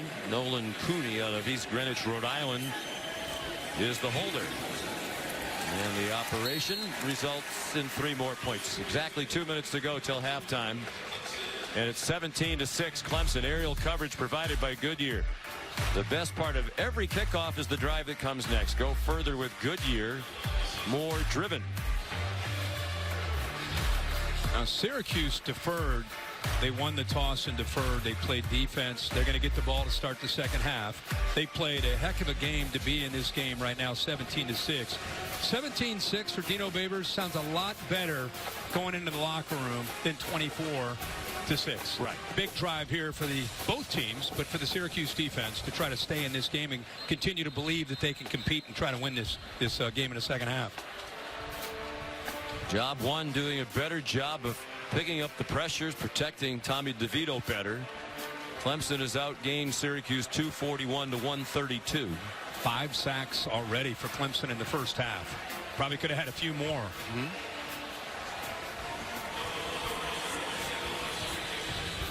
Sterling Hoffrichter will kick off. Then Joseph Ngata, the true freshman of Folsom, California, back deep for Clemson. And it's a touchback. So plenty of time for Trevor Lawrence with all the great weapons at his disposal, and Clemson does have 2 timeouts remaining.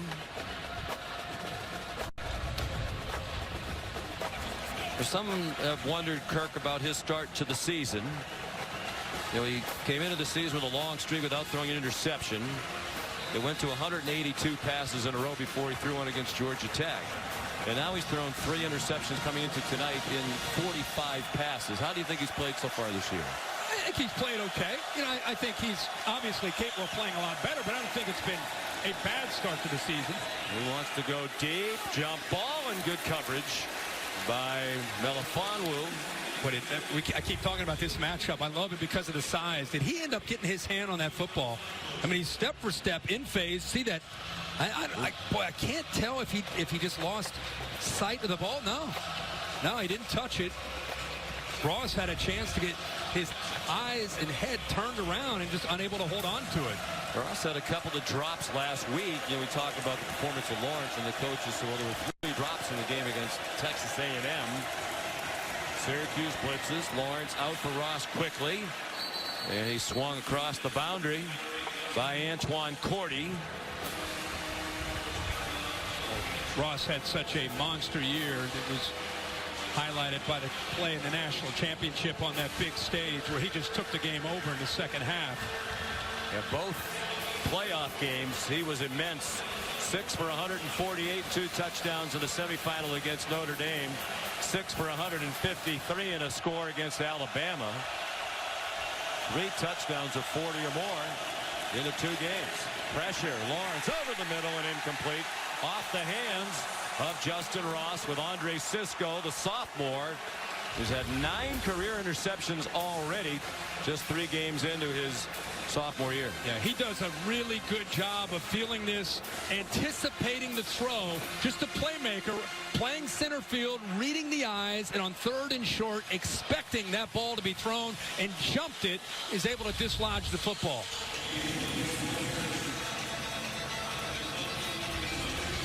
Seven interceptions last year for Sisco. He led the nation as a true freshman. First player to do that since George Shaw back in 1951 for Oregon. Spires punt. Fair catch. 25-yard line by Sean Riley. 44-yard punt. Next Saturday, ESPN's College Game Day, built by the Home Depot. You know where you're going, don't you? Yeah. You decide where you go. I mean, you have power in our company. No. You don't. The bosses make the... I'm a pack mule. I just go where I'm told. Well, you're going to Athens, Georgia. as you know, in advance of the big showdown between Notre Dame and Georgia next weekend. That'll be exciting, and then I'll fly to Austin for the game you've been promoting, Oklahoma State and Texas. That's a fun weekend. And a big game, one of the most anticipated non-conference games, obviously, of the season.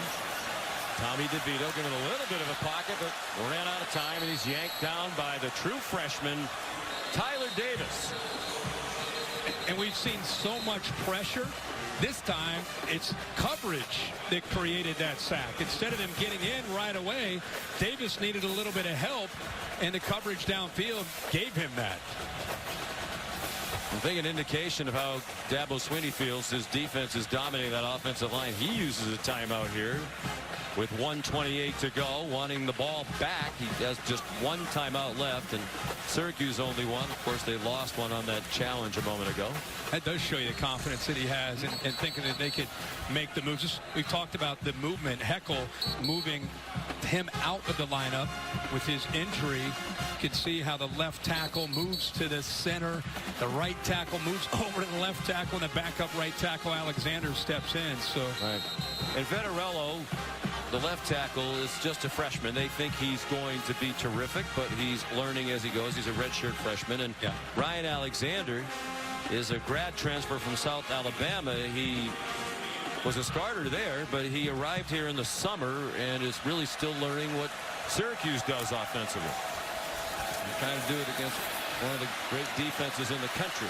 Abdul Adams with some running room. And a first down for Syracuse across the 35-yard line. There is a flag down on the play.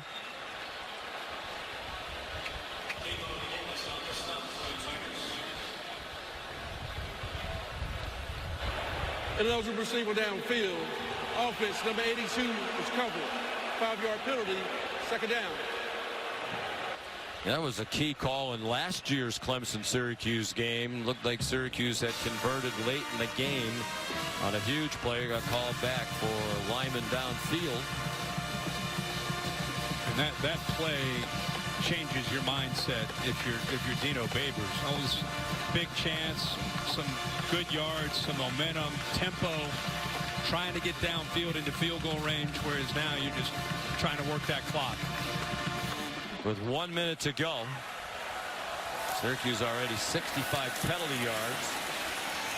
Thinking about playing it deep. Instead, they check it down. Catch is made by Abdul Adams, and Clemson will use that last timeout with 46 seconds to go.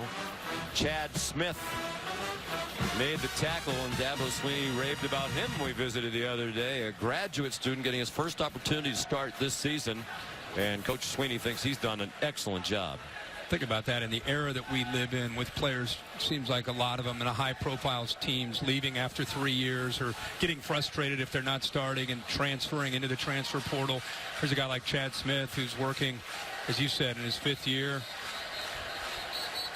Has kind of had to wait his time behind some very talented linebackers and has had some spot duty in the past, but now takes over. James Skalski, to me, with Kendall Joseph moving on and graduating, they needed an anchor. As much as you talk about the defensive line, if you really know this defense, Kendall Joseph was the glue and a big part of the communication.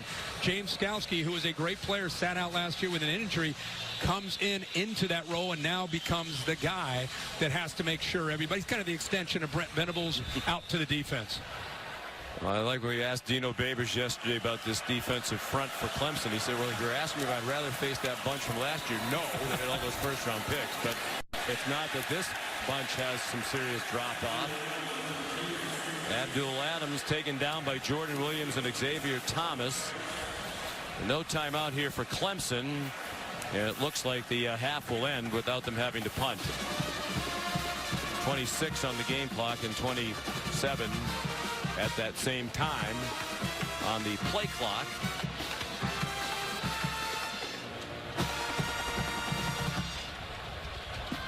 So Clemson outgained Syracuse 248 to 136 in the first half. Lawrence 13 to 25 for 198 and a touchdown. As much as it felt like Clemson dominated a half, Syracuse still in the game. They'll get the second half kickoff. That's the end of the first half here in Syracuse. 17-6 Clemson. The halftime report with Kevin, Mark, and Jonathan coming up after these messages.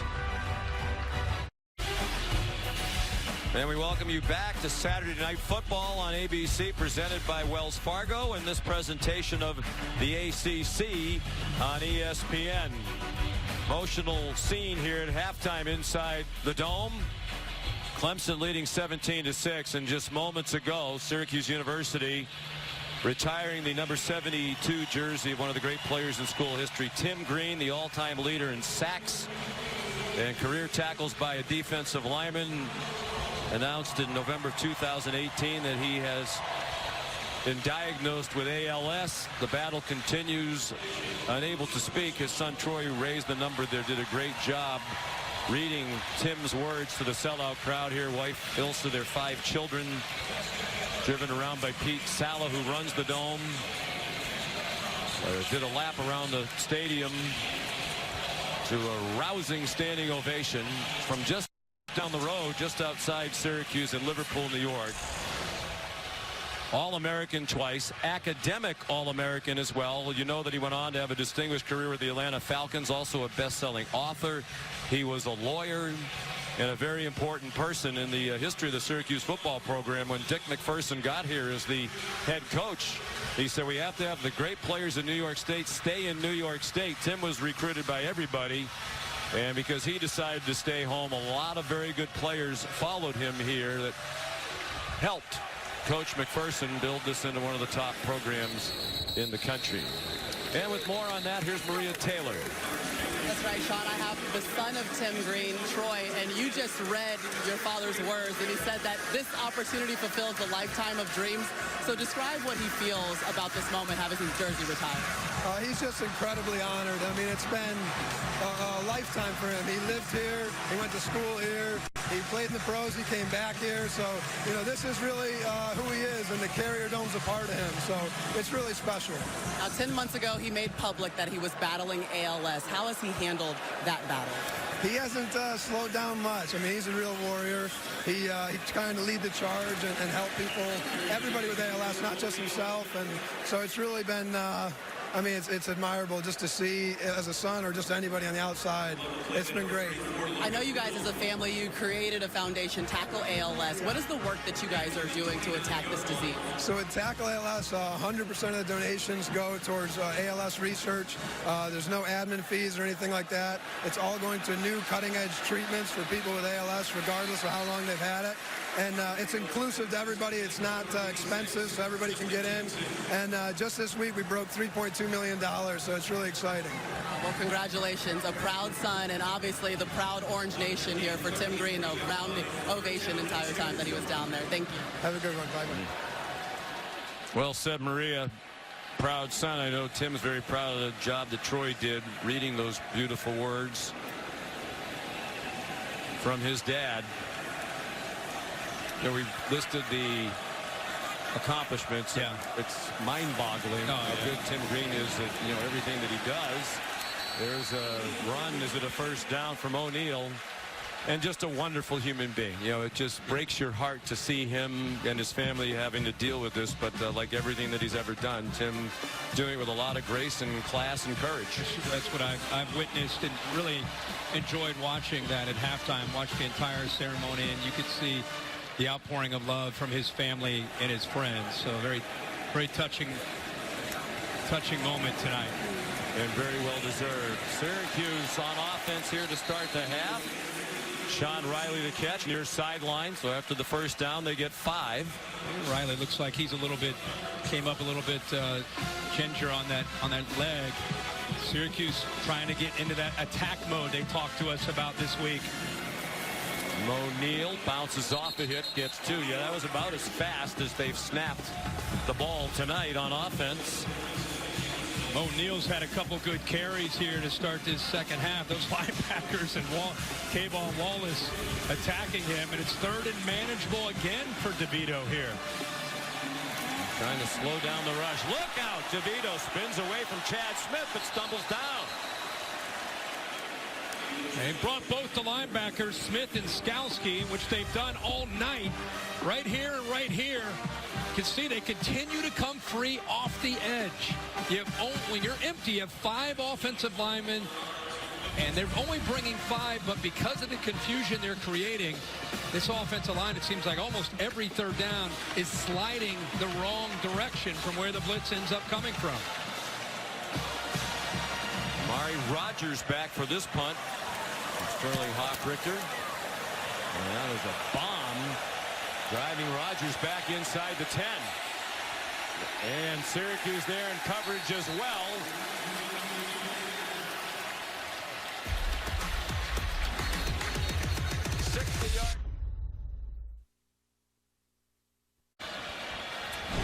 Back inside the Carrier Dome, and time for our Pacific Life game summary. Well, Trevor Lawrence started fast, 8 of 14, 106 yards just in the first quarter. They had 2 touchdowns. It looked like, boy, here goes Clemson. And then a little bit of a struggle. Clemson got aggressive, started to make plays. The Tigers, for their last 5 possessions, have punted the football.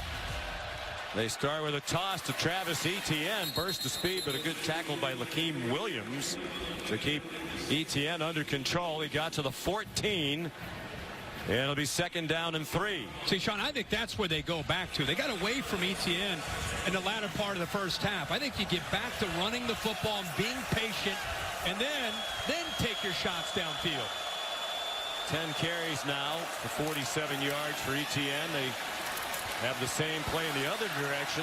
Shaky tackling, so Etienne keeps on powering out to the 22 for another Clemson first down. He just bounced off of Cisco, the safety, who's had a pretty good first half. Came up in run support. You got a feel for how physical Travis Etienne can be.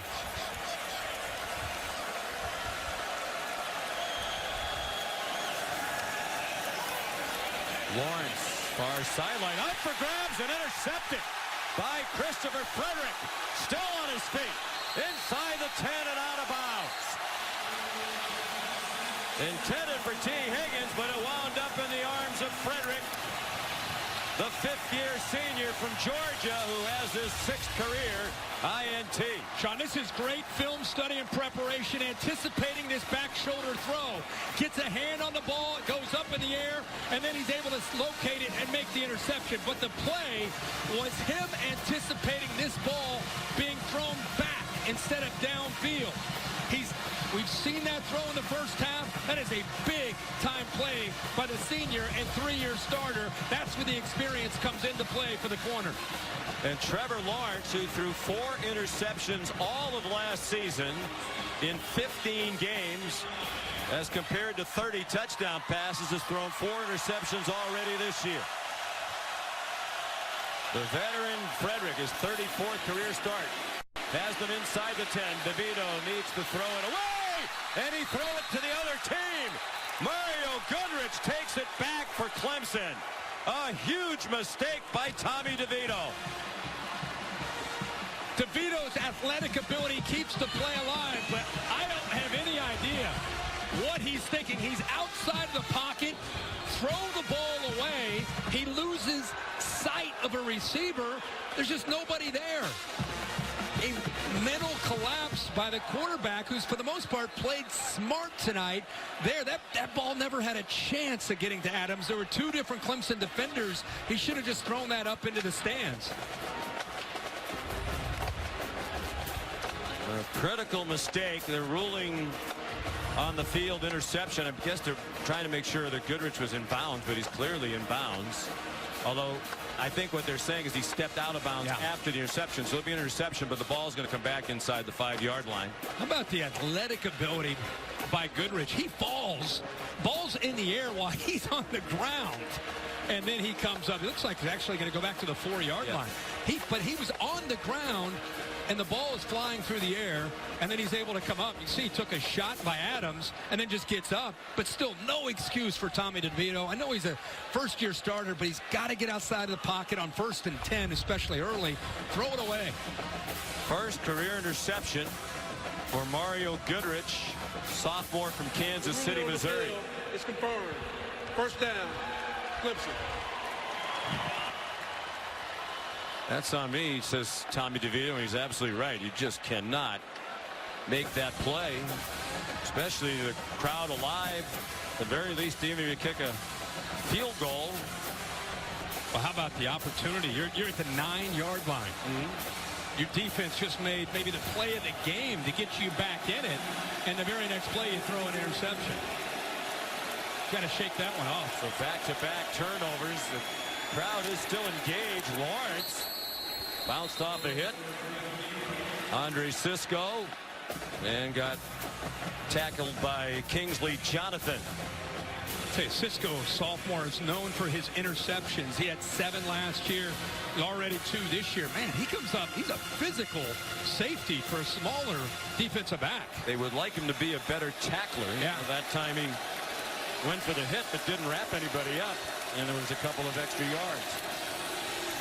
Etienne stopped just shy of the first down. Here's a 3rd down and 1, under 10.5 to go in the 3rd quarter. An exchange of turnovers here early in the 3rd. 50,248 inside the dome tonight. The 3rd largest crowd ever in this building, and the first sellout since 1998. And they are loud, and it's quite warm in the dome. Amari Rodgers breaks the tackle and gets the first down and much more. He may go. Amari Rodgers.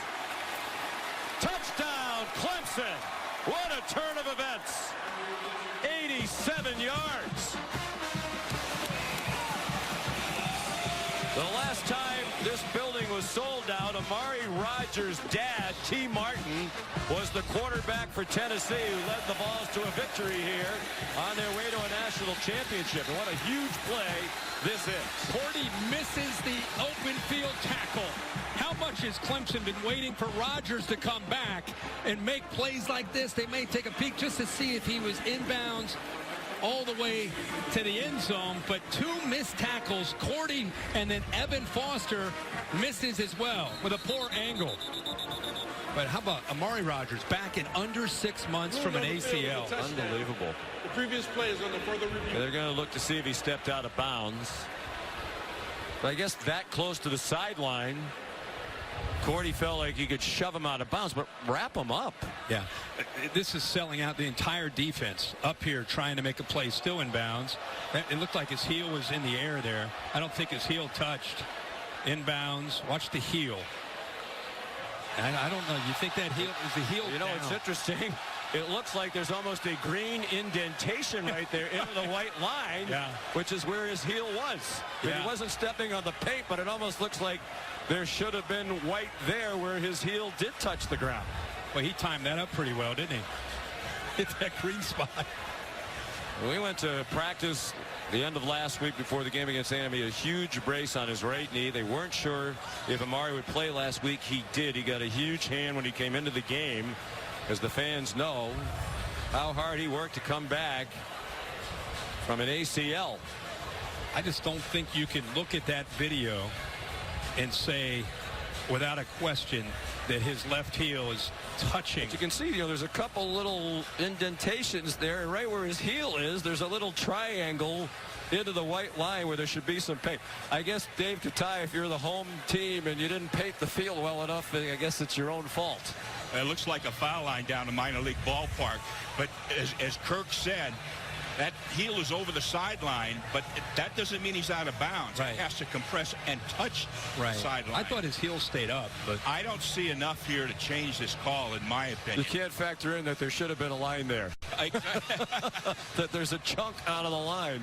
I don't think he can do that, Sean, to be honest with you. And what a turn of events. To me, you go from an interception by Trevor Lawrence, 1st and goal at the 9 for a Syracuse team that's desperate to get back into the game. And DeVito throws the pick, and then a couple plays later, they potentially give up this big touchdown to Amari Rodgers. Stout, physical, yards after the catch type of slot receiver. Well, I guess the question would be, did he touch any white line there, even with the heel off the ground? They've certainly looked at it for a long time. Mari Rogers at 4 catches in their win last year against Syracuse. But he also dropped a punt on their own 10-yard line, which was a big play in that game. They turned it over 3 times. After further review, the ruling on the field stands. Got to be down. That foot has to be down clearly on the sideline to reverse that call. Well, an inexperienced quarterback in DeVito making a big mistake, and Trevor Lawrence has to feel a lot better. He's off the hook for that interception that put Syracuse inside the 10-yard line after the return by Christopher Frederick. So, as you've said a couple of times tonight, Kirk, here's the extra point by Potter. When you're playing the best team in the country, you can't make the kind of mistakes Syracuse has made tonight and expect to win. The Super Big Samsung, presented by Wells Fargo on ABC, is brought to you by Allstate and the Allstate AFCA Good Works team, recognizing athletes for their charitable work. Visit ESPN.com/Allstate to learn more.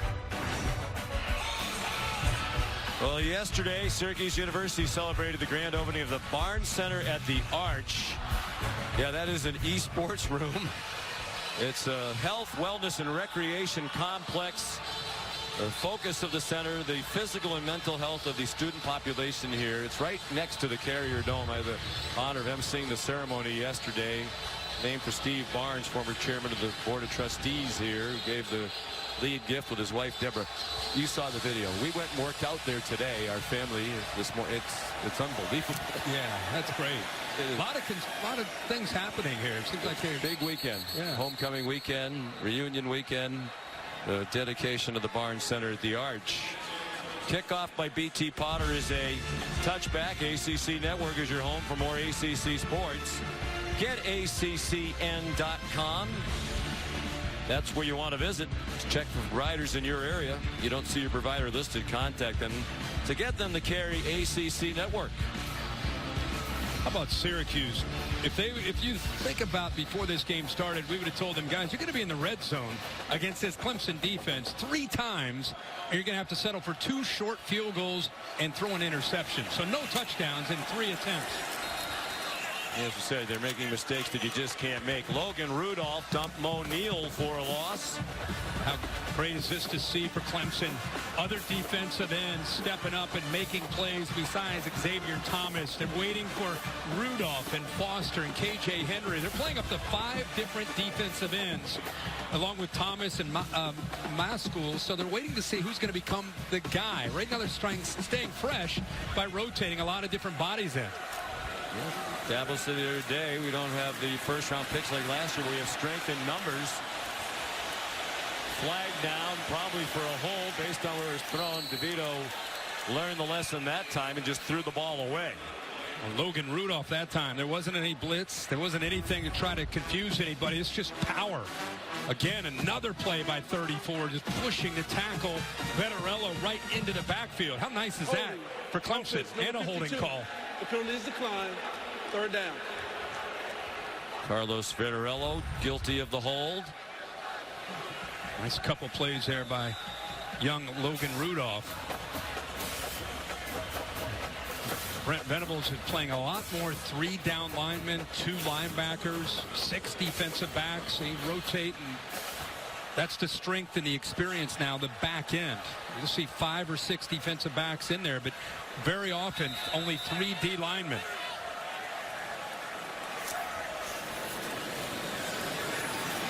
Screen.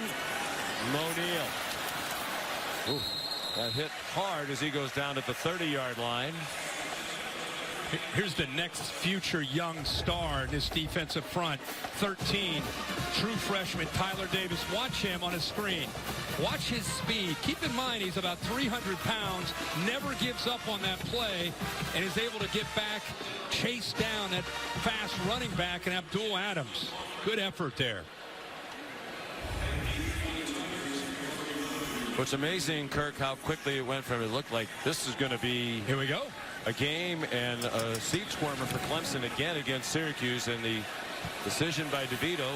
The interception by Goodrich just totally changed the complexion of the game.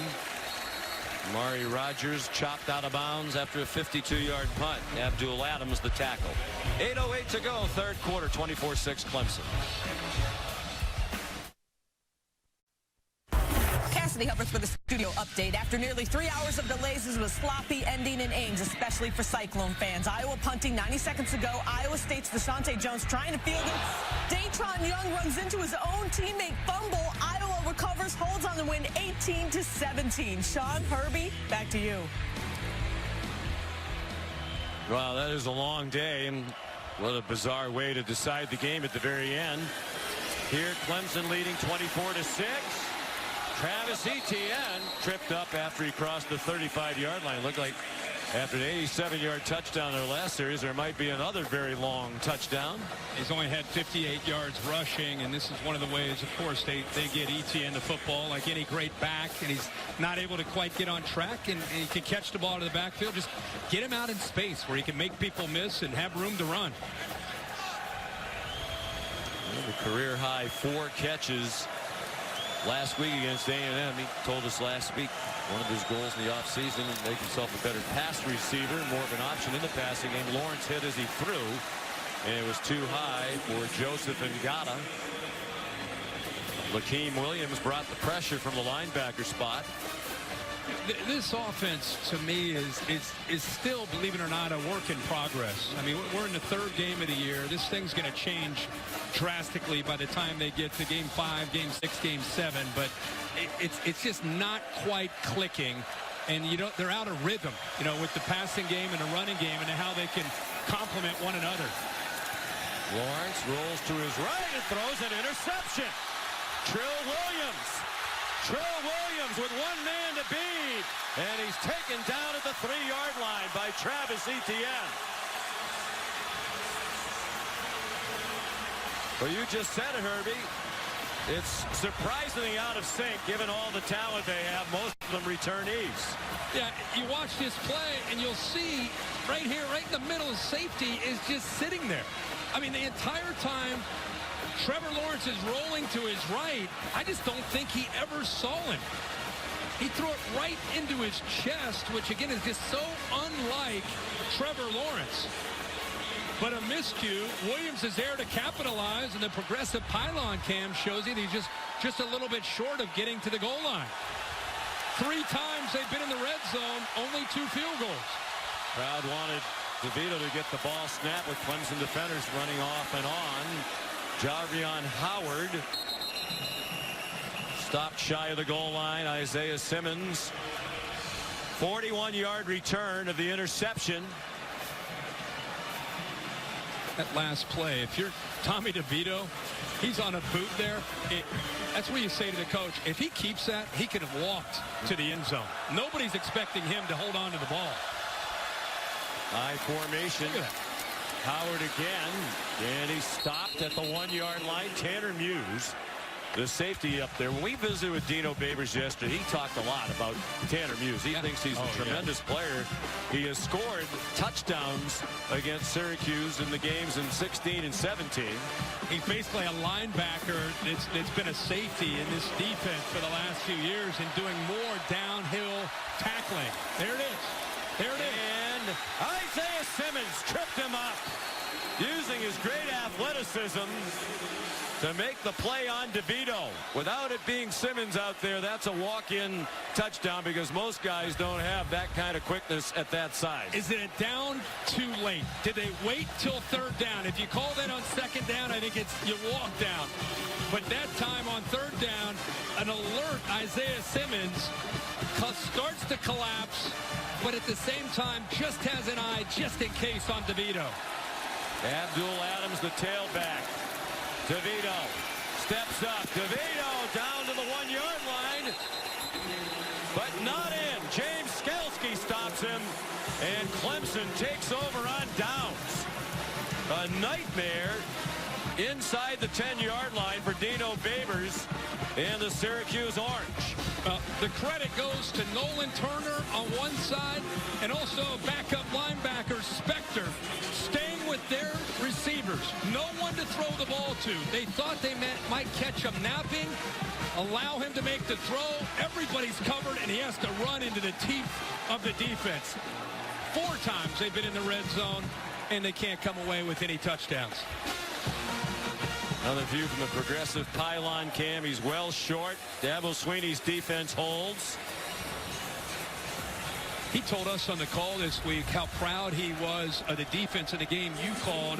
Down in the goal line, fight, showing heart. They did it against Georgia Tech. Starting to become a little bit of a characteristic of this Clemson defense. They allowed just 1 touchdown last week against A&M. Lawrence, good decision to keep. Lawrence galloping up the middle of the defense and slides down short of the 30-yard line. He said he worked in the summer to be a more explosive runner, and he thinks he is, and he demonstrated it there. But A&M's only touchdown last week came with 6 seconds to go in a 24-10 win for Clemson. Nothing fires up a defensive coordinator more than his teams bowing up when they're put in a tough spot. Remember when Trevor Lawrence chased down that Georgia Tech interception? They didn't give up a touchdown. Those are the kind of things you can build a character and build a team around. Deep ball, one-on-one, and the catch made by Ross.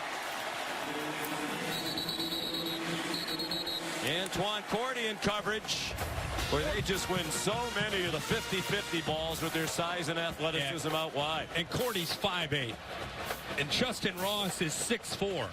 And the smart thing by Trevor Lawrence is he puts it up in the air, where Justin Ross can adjust to the ball and then high point the ball over the undersized defensive back, Cordy. Ross was a talented basketball player growing up in Alabama, wanted to quit football and keep playing basketball, and his high school coach was convinced him that was a bad idea, and obviously they were right.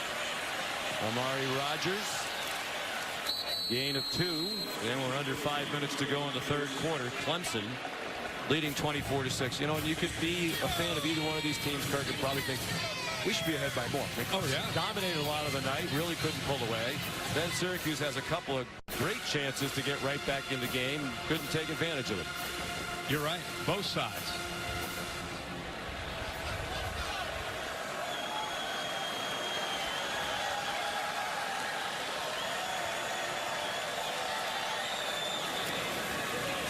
Fake to Etienne. The bullet down the middle. J.C. Chalk.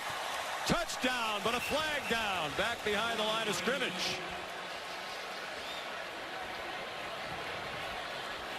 Holding. Offense, number 62. 10-yard penalty. 2nd down. Cade Stewart, backup offensive lineman. They have 4 senior starters on that offensive line. And Cade Stewart in there right now for Sean Pollard. It looked like Josh Black had worked his way around and trying to get pressure on Trevor Lawrence and locked him up. Now, Sean Pollard and Tanner Muse are the only 2 players of the 72 dressed for Clemson tonight who started in the game here at Syracuse 2 years ago. They have 20 players of the 72 who played in that game. There aren't many Clemson Tigers who were here 2 years ago for that upset defeat. Love the design of that play. Kind of that sweep, that pitch sweep out to Etienne to get the linebackers and safety's attention. And then the quick throw to the tight end. Of course, it comes back. And a tough break for J.C. Chalk. That would have been his first career touchdown on his 9th career catch. Lawrence looked deep and checked it down to Etienne. And he gets stopped at the 27-yard line by Evan Foster. But when you whiff at the beginning of the play as a defense, look out, because this guy can take it to the house in a hurry. 3rd down and 11.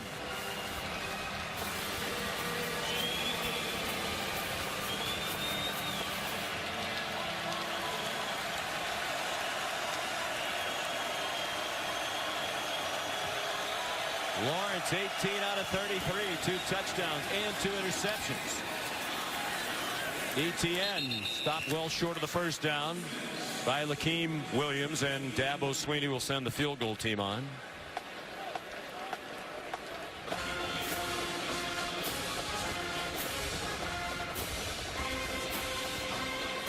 So a mixed bag again tonight for Trevor Lawrence. And here's BT Potter. 1 for 1 tonight, right down the middle from 40. This one from 37. And that's good. And the lead is 27-6 for the Tigers with 2:24 to go in the third quarter in Syracuse as they go for their 18th consecutive win. Aerial coverage provided by Goodyear from end zone to end zone. Goodyear more driven. Back inside the dome on the campus of Syracuse University, 27-6. Clemson. That roof of the Carrier Dome is being replaced as we speak. It's an air-supported roof as it has been since the building opened in 1980, but they're going to a solid fixed roof. Going to spend $118 million to renovate the dome in a number of ways over the next few years. And the Syracuse offense would like to renovate their red zone attack tonight. Yeah, 4 different chances deep in Clemson territory. Give Clemson's defense a lot of the credit. I mean, they've made plays defensively to keep Hughes out of the end zone. 4 attempts, 2 field goals, an interception, and right here, turnover on down. So, combination of some frustrating moments and some bad decisions by Tommy DeVito and some really good play by the Clemson defense. Yeah, that, to me, was the key play of the game. Oh, yeah, turned it up. Interception by DeVito, just a bad decision. Turned it around. Nowhere to throw it. It was first down. Yeah, the building back in the game, about to make it a 1-score game if you could punch it in. And here they come on offense now, down by 21. And Kirk, I go back to the point you made earlier about Tommy DeVito and Eric Dungy. Go down in the red zone. You had to respect Dungy as a runner. Yeah. Now you really don't have to respect DeVito as a runner. No. And he could bang it in. There's Eric Dungy, who's come back to finish his degree here at Syracuse. Yeah, it's a very different attack, and that athletic quarterback extending is something you can't predict. O'Neal straight ahead for about a 1-yard gain. Darnell Jeffries in there. Again, backups out there for Clemson. They play a lot of players. Last year they averaged 72.5 players per game. That's 17 more per game than any of the other teams that made the college football playoff. I think Dabo's upset they can only dress 72 on the road here tonight. Everybody playing Clemson this year better get used to this look. See 3 defensive linemen, 2 linebackers walked up, and 6 defensive backs.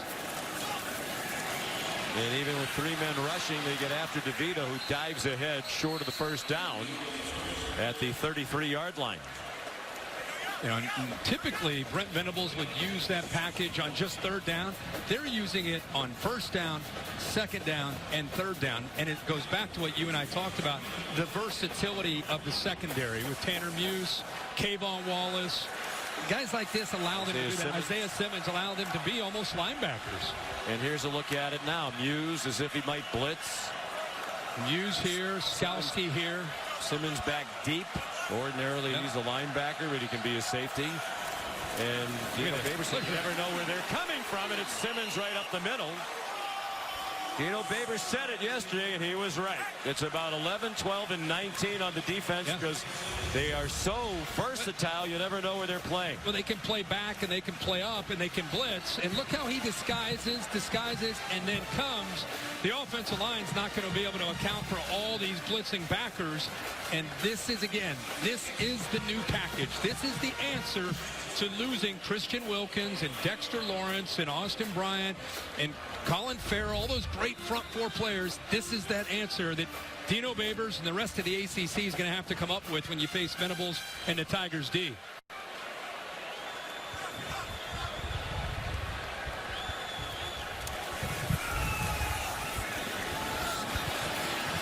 Here's Lynn J. Dixon, spun down by Eric Coley, backup safety.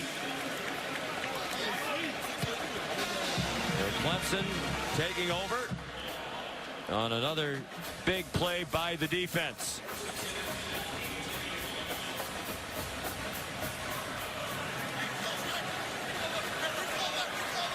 Lynn J. Dixon remains the running back. 30 seconds to go, third quarter. Dixon wrestled down after he bounced off Kenneth Ruff. Big number 45 was Andrew Armstrong who made the play, and Tigers don't need to snap it again here in the third quarter. So they have 27 points tonight after being held to 24 last week. That ended a 16-game streak in which they had scored at least 27 points, and that was a school record. They have 27 tonight, and they're looking for more as we go to the fourth quarter here in Syracuse. We'll be back after this message and a word from your local ABC station. Tommy DeVito sacked 8 times tonight. The Clemson record for a game is 12 against Furman back in 1996. That was a big concern for Dino Babers. Could they block this Clemson defense? I know it was your biggest concern with an eye toward a competitive game here tonight. Trevor Lawrence, another jump ball, and this time Cornell Powell couldn't come down with the ball with Scoop Bradshaw in coverage. You made the observation during the break.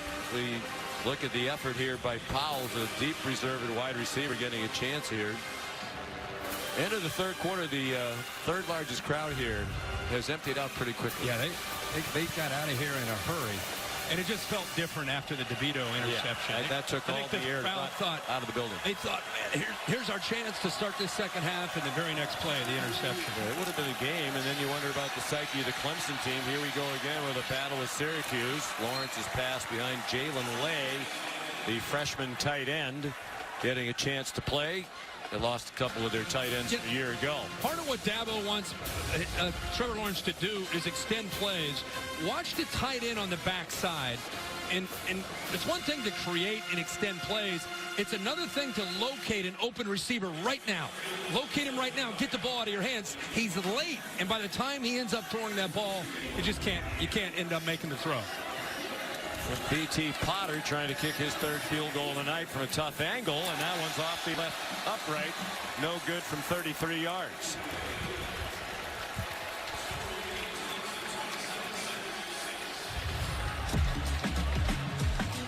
High snap. That might have thrown it off. Will Sweeney did a good job of getting it down, but the kick no good.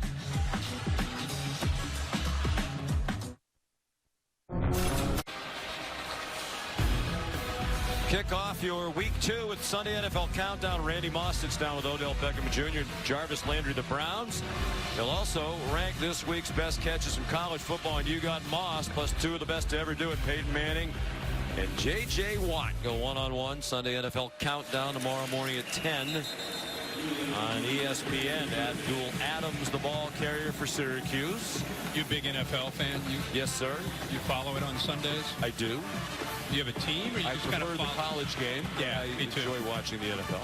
Do you have a team? Or you just kind of follow the Arizona Cardinals, America's team. Yeah, of course. And John Harbaugh's a dear friend, so we cheer for the Baltimore Ravens. That's good. They look good. The Patriots. Yeah, of course. So I'm basically cheering for about half. Everybody, yes.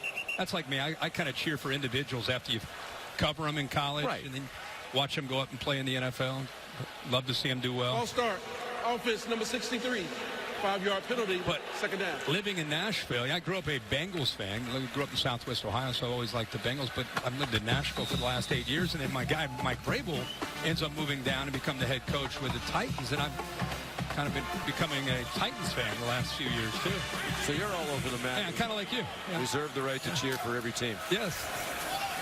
And I love Brady, so they have that too. Is he not the greatest of all time? DeVito running for his life again. There is a flag down. Yeah, the pressure has been there all night. Brent Venables, as he always does, mixing up the looks, confusing an inexperienced offensive line. Isaiah Simmons has been on the blitz. We've seen the linebackers Smith and Skowski. We've seen them rush 3 and get there. Offense. The penalties decline. Third down. And obviously we criticized DeVito for the decision on the critical interception. Yeah. But, you know, when you're pressured all night long like he has been, you know, that taxes your mind. Start seeing some ghosts. Yeah. 8 sacks tonight. It feels like 15. Well, it probably easily could be. Abdul Adams up the middle. I'm just going to keep saying we've gotten spoiled with this defense over the last couple of years with the defensive line, but this is going to be a really fun defense to watch people try to move the ball against, because Brent Venables, to his credit, has changed to his personnel. You know, we always talk about offensive coordinators. Do they have a scheme, or do they adjust to their quarterback and their personnel? Same with defense. Defensive coordinators need to adjust to their strength, and his strength is that depth in the secondary and the linebacker play. Well, that's what I want to ask you about, is Hofrichter comes on to punt again. And I'll ask you about it after the commercial, which we're going to take after the fair catch by Amari Rogers. 48-yard punt.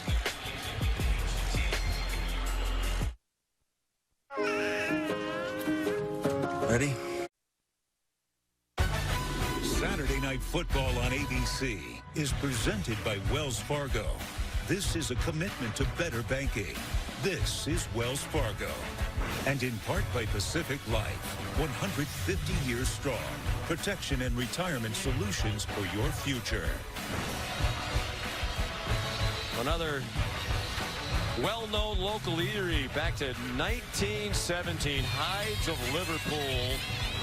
People come from near and far to have their legendary hot dogs. Mentioned Tim Green. That's Tim Green's hometown, Liverpool, just up the road. The technical crew staying in Liverpool.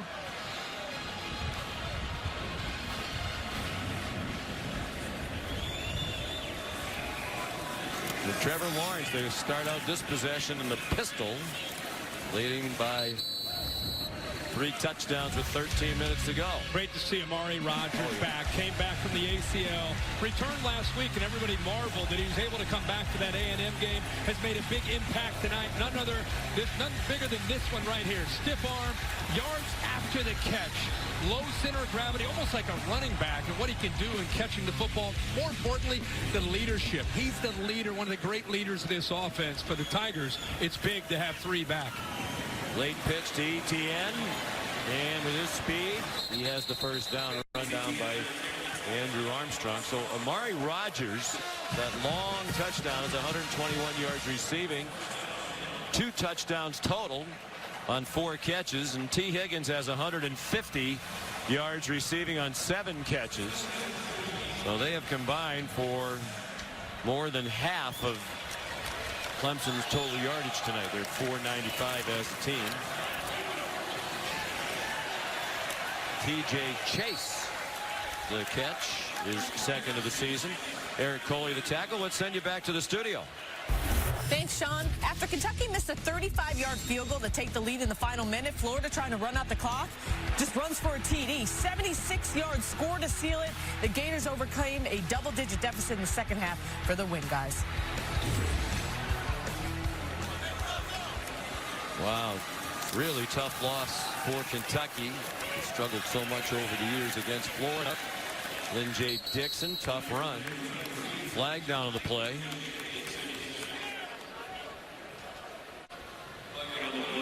Personal foul, face mask, defense number 9. 15-yard penalty will be added to the end of the play. Devin First down. Foster, guilty of the face mask. Good safeties on this defense with Foster and Cisco and Cordy. They've had their hands full tonight against this Clemson offensive attack, and time Foster just trying to hold on for dear life.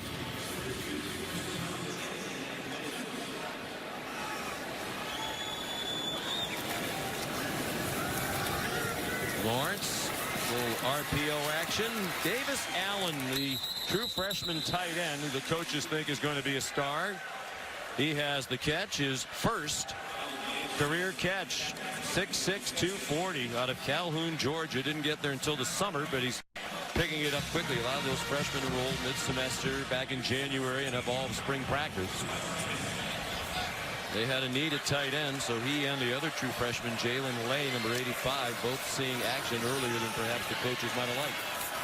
Lynn J. Dixon chopped out of bounds by Alan Stritzinger.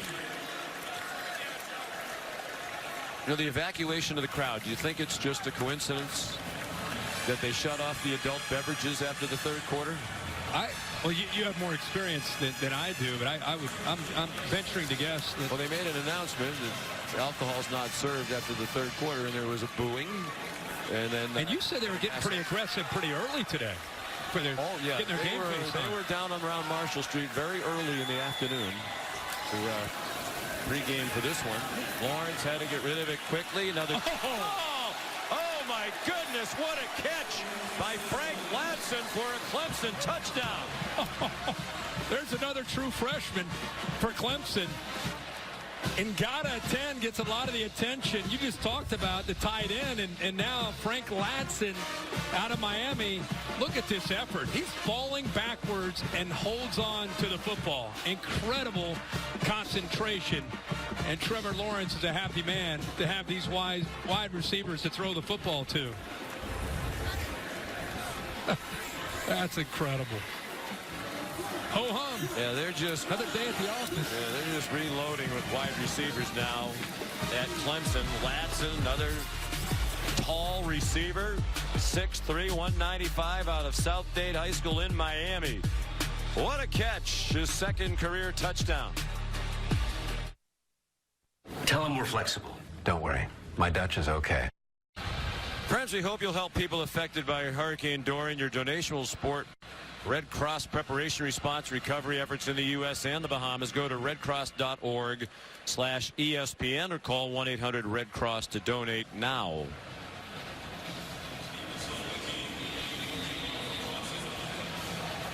New kickoff man for Clemson, Stephen Sawicki, fifth-year senior, transfer from North Carolina A&T. His second career kickoff as a Clemson Tiger. He had a kickoff in the opener against Georgia Tech. This one down to the goal line and being brought back by Sean Riley, who's down at the 15. Let's take a look at our Pacific Life game summary. And it's a quarterback comparison, and even though he's thrown a couple more interceptions tonight, the 395 passing yards for Trevor Lawrence is a career high, surpassing the 393 put on South Carolina last year. And Tommy DeVito running for his life a lot of the night. Yeah, has not had a lot of help up front, but I think the bigger story is Trevor Lawrence, almost 400 yards, so kind of a mixed bag. Had some good, had some moments he'd love to have back, and just right now, not quite. I think that Trevor Lawrence that eventually we're going to see at some point this year when this offense finds its rhythm. Sean Riley took the handoff, turned the corner, got collared by Isaiah Simmons. Well, you and I were talking on the phone with Dabble Sweeney the other day about Trevor Lawrence, and you've both done this for a long time. You know, it's very rare that you see a quarterback at our job where you say, okay, that guy is clearly going to be a star at the NFL level. You know, a lot of guys say, hey, he'll have an NFL future, but there are very few Peyton Mannings or Andrew Lucks where you just watched him in college, you knew this guy's going to be one of the best quarterbacks, maybe the best in the league for a long time. We asked Dabo about Trevor Lawrence, because I feel that way about him. I think most people think he's going to be the number one pick overall in the draft. And he said he's Peyton Manning with more athleticism. He's a better runner. Yeah, I mean, physically, you fall in love with him. At 6'6", 220. He's got everything you're looking for as far as the ball just comes out of his hand. But to me, tonight, all of last year are examples of why quarterbacks need to play. And the only way you can get to a point where you're quote-unquote NFL ready is to see more blitzes, see more multiple coverages, see pre-snap versus post-snap, and be comfortable with that. And it's one thing to look at it in film. It's another thing. You just got to keep getting reps. And that's the area that the average fan, you just can't tell. That's where he's got to continue to grow as a quarterback. Will Sweeney, the fair catch of the Hoff-Richter punt. Another good punt, 51 yards. Well, the All-State bus here on the Syracuse campus, helping us keep up with all the mayhem on a busy Saturday. Kirks, what's your All-State mayhem moment today? Yeah, the mayhem moment is Maryland and all the hype took on Temple tough. Goal line stand by Temple after a huge punt return. Looked like Maryland might pull it out, but instead Temple gets it done. It's second year in a row now. Temple's knocked off Maryland, but this one felt a little different with Mike Loxley getting a lot of momentum going these first couple weeks. Lawrence's night is over. Chase Bryce came in for Lawrence when Trevor was hurt in the first half last year at Clemson. Redshirt sophomore from Grayson, Georgia, hands it off to Darian Rencher, who got tackled by Alan Strissinger. So Lawrence finishes 22 of 39, as we mentioned, a career high 395 with 3 touchdowns passing and 2 interceptions. He also ran for a touchdown.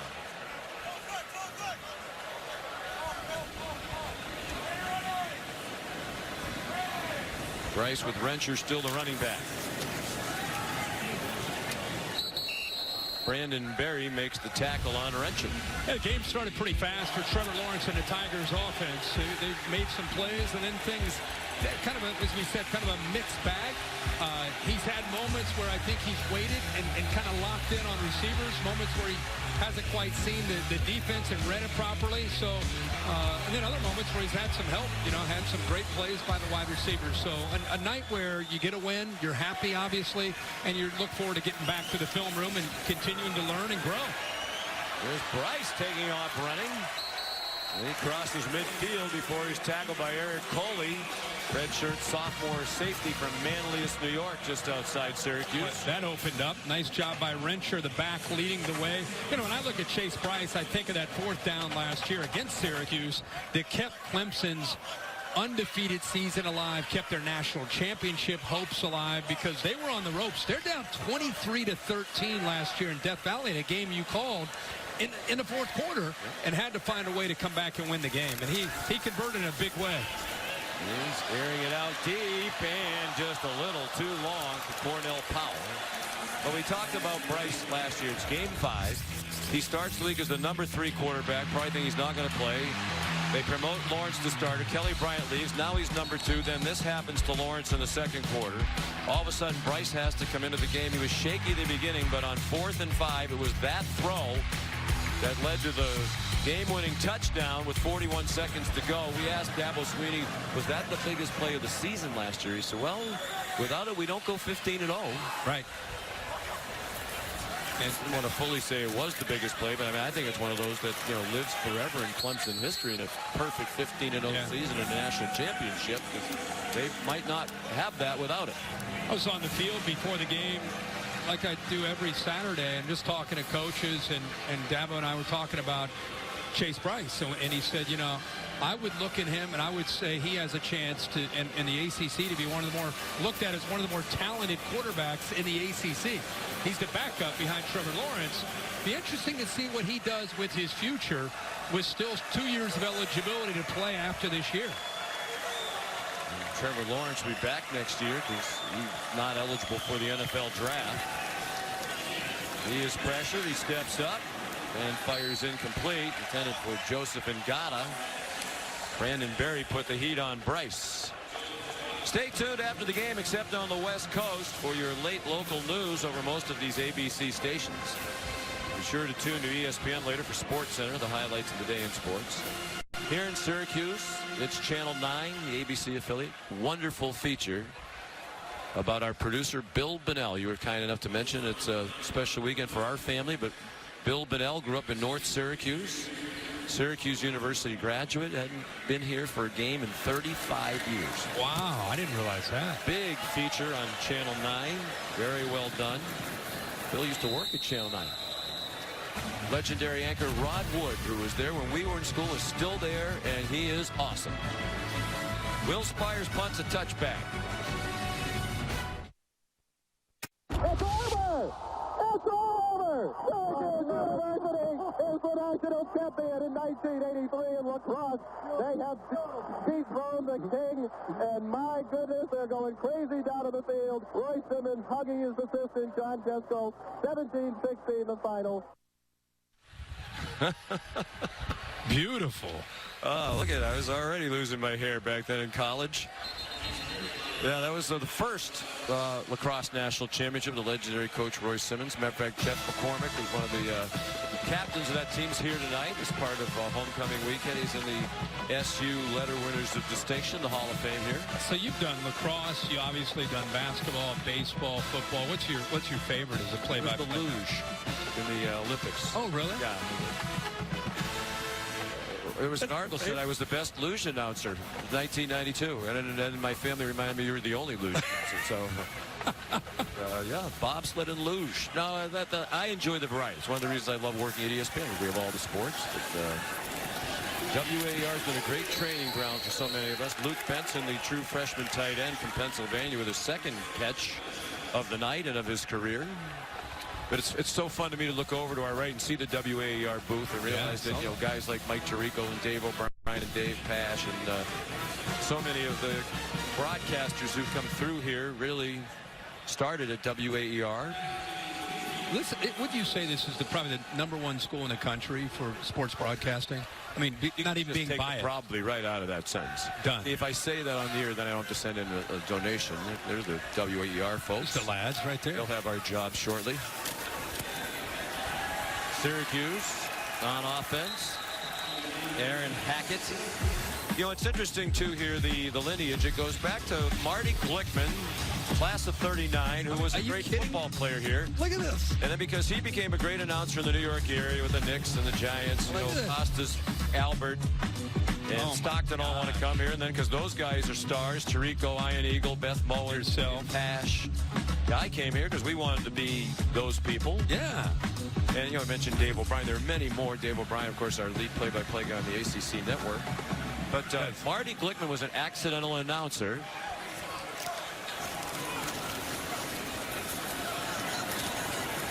Syracuse across the 40-yard line now. Marty Glickman told the story many times. He was a great track star here, wound up an Olympic athlete, and a great football player. And apparently there was a high school football game that was going to be on the radio, and they needed an announcer. Marty was so popular, they went to him, and he said, I don't know how to announce a game. And I'm botching the details of this, but it was something we'll pay you $10. Well, $10 in 1930, whatever. Yeah, I'm in. Yeah. And he was good at it, great at it, obviously, and got the bug. And so that's really what started it here. People would listen to Marty and say, I want to be Marty Glickman, so I'm going to go to Syracuse. And then it's Marv and Bob Costas and Dick Stockton. Those are the guys I grew up idolizing. I mean, if you're an aspiring broadcaster coming out of high school, some guys that's their thing. That's what they want to do.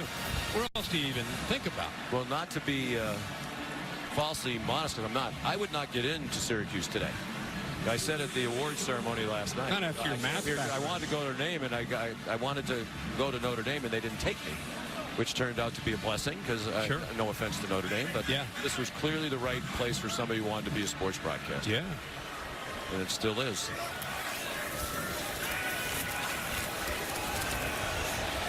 Deep throw by DeVito, flagged down to the secondary, and intended for Tristan Jackson. Anthony Williams had the coverage. Stay tuned for the Ford wrap-up after the game with Cassidy Hubbarth. Pass interference. Defense, number 20. 15-yard penalty. Automatic first down. Williams called for the penalty. So a lot of streaks are going to be extended by Clemson here tonight. We can take a look again at the pass interference.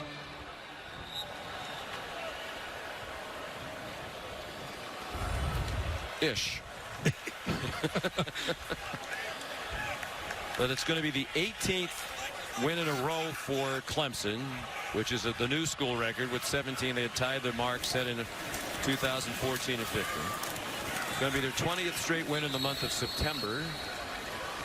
It is going to be their 32nd straight win on a Saturday. So the next question is, who's going to compete with them? Who's going to give them? Who's that sneaky game like Syracuse has been the last couple of years? It would be Texas A&M last week, and then Syracuse. Syracuse picked second in the Atlantic Division in the preseason poll behind Clemson, but I mean, I don't see. I don't see anybody. Anybody. No. And the game in Charlotte. I mean, who's going to come out of the other side that's going to go to Charlotte and compete with this team in the ACC championship? I thought you meant Charlotte next week. No. In the ACC championship in December. Nobody. Incomplete pass. Third down and 12 was intended for Nykeem Johnson. So here's a look at this week's college football rankings brought to you by PlayStation. Look at the AP poll. Alabama winner. Georgia hammered Arkansas State. And LSU a big win. Oklahoma, not surprising, with a huge lead at UCLA.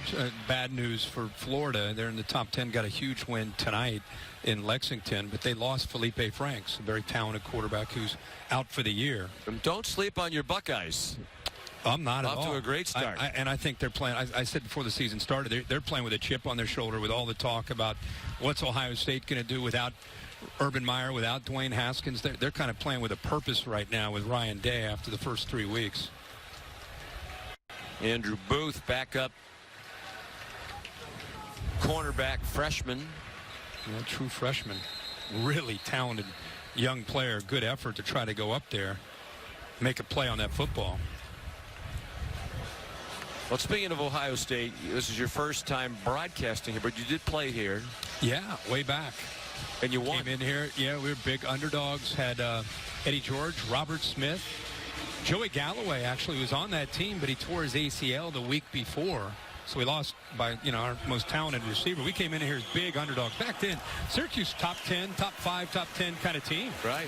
For many, many years under Dick McPherson and then Paul Pasqualoni after Coach Mack left to go. You're such a Syracuse NFL guy. You remember Marvin Graves and Quadri Ishmael, Sure. Shelby Hill. Don McPherson. Yeah.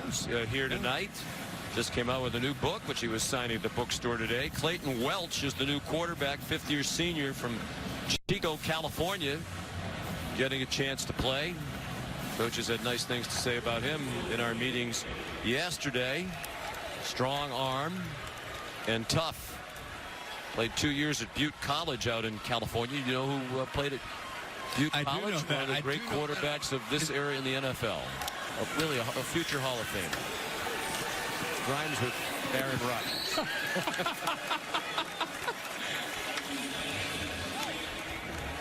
Incomplete pass for Nykeem Johnson with Sheridan Jones, another freshman backup corner.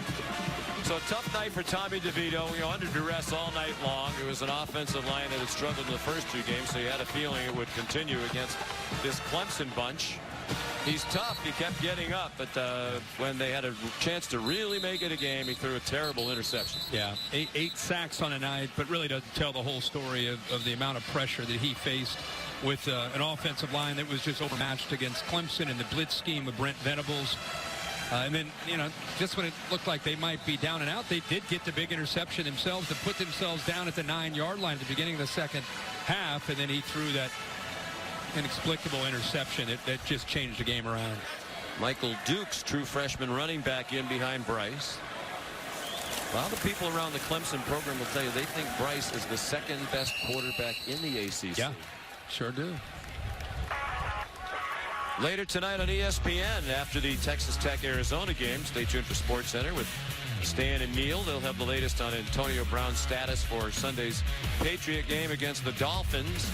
Plus a review of this day in college football and a breakdown of tonight's heavyweight bout in Las Vegas. SportsCenter after football on ESPN and also streaming live on the ESPN app. Chez Malusi, another freshman running back, shows his speed. He breaks free. Chez Malusi off to the races and a touchdown for Clemson. 57 yards. True freshman out of Naples, Florida, just his 7th career carry and his first touchdown. You got backup linemen, you got a backup running back, a backup quarterback. That's unbelievable. Nobody's happier. That's the thing you love about Clemson is when the backups come in, the starters are standing there, not sitting on the bench, but they're engaged, they're watching. Nobody's happier for a young player at the Clemson program than the starter that young man comes in to replace. This is another highly rated prospect, number 139 at any position in the country by ESPN, coming out of high school last year.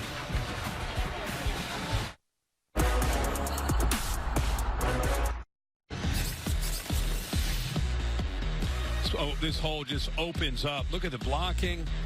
Linebackers out of position. Those big linemen do their job, and Malusi's probably the one that surprised the most. He's been practicing and probably getting a little discouraged, like a lot of true freshmen do, not getting maybe the amount of reps that they would like to get, with guys like Travis Etienne getting so many reps, and Lynn J. Dixon and Brencher, a lot of other guys ahead of him, and all of a sudden he's in the game in a Carrier Dome. He got on an airplane, he flew to Syracuse, and he's in the game and lets one rip. Big touchdown. Dabo Swinney says he wants to play a lot of players. He was a backup player, but got to play a lot when he played for Gene Stallings at Alabama. And good for morale. It's good for player development. Of course, when your backups are 4- and 5-star recruits, it makes it a little easier to go to the bench as well. Well, next Saturday Night Football presented by Wells Fargo will be in Austin, Oklahoma State, and Texas in a Big 12 conference battle. That's Saturday. 7:30 is a new starting time for you people, is it not? It is. Show on ABC. Very different. Usually in the past was 8 o'clock, and I'm usually, down on the field. They caught me by surprise. Yeah, you almost weren't in the booth for the Open last week. Yeah, week 1. You didn't realize it was 7. Oh, week 1. Week 1, yeah. Or I might have been week 0. We had a fun start to week 0 in Orlando. So if they start the season a week earlier next year, it'll be week -1? Yes, I think that's what they're going to go with. Markenzie Pierre gets a carry for Syracuse.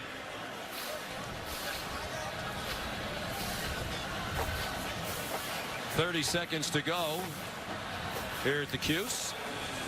Now, I do want to bash Dabo Swinney while we have one last chance. They had a chance to bring 72 players here. Where are the Herbstreit twins? Well, they're redshirting as they are. Yes, as preferred walk-ons. Bash them anyway. And yeah, you go ahead. It's a good goal for them down the road. Make that travel squad. Another win for Dabo Swinney. Trevor Lawrence, a career-high night, although he'll be disappointed because he's the kind of guy who wants to be perfect. Part of what makes him great. Not a tough time this time around for Clemson against Syracuse. Back in a moment to wrap up this.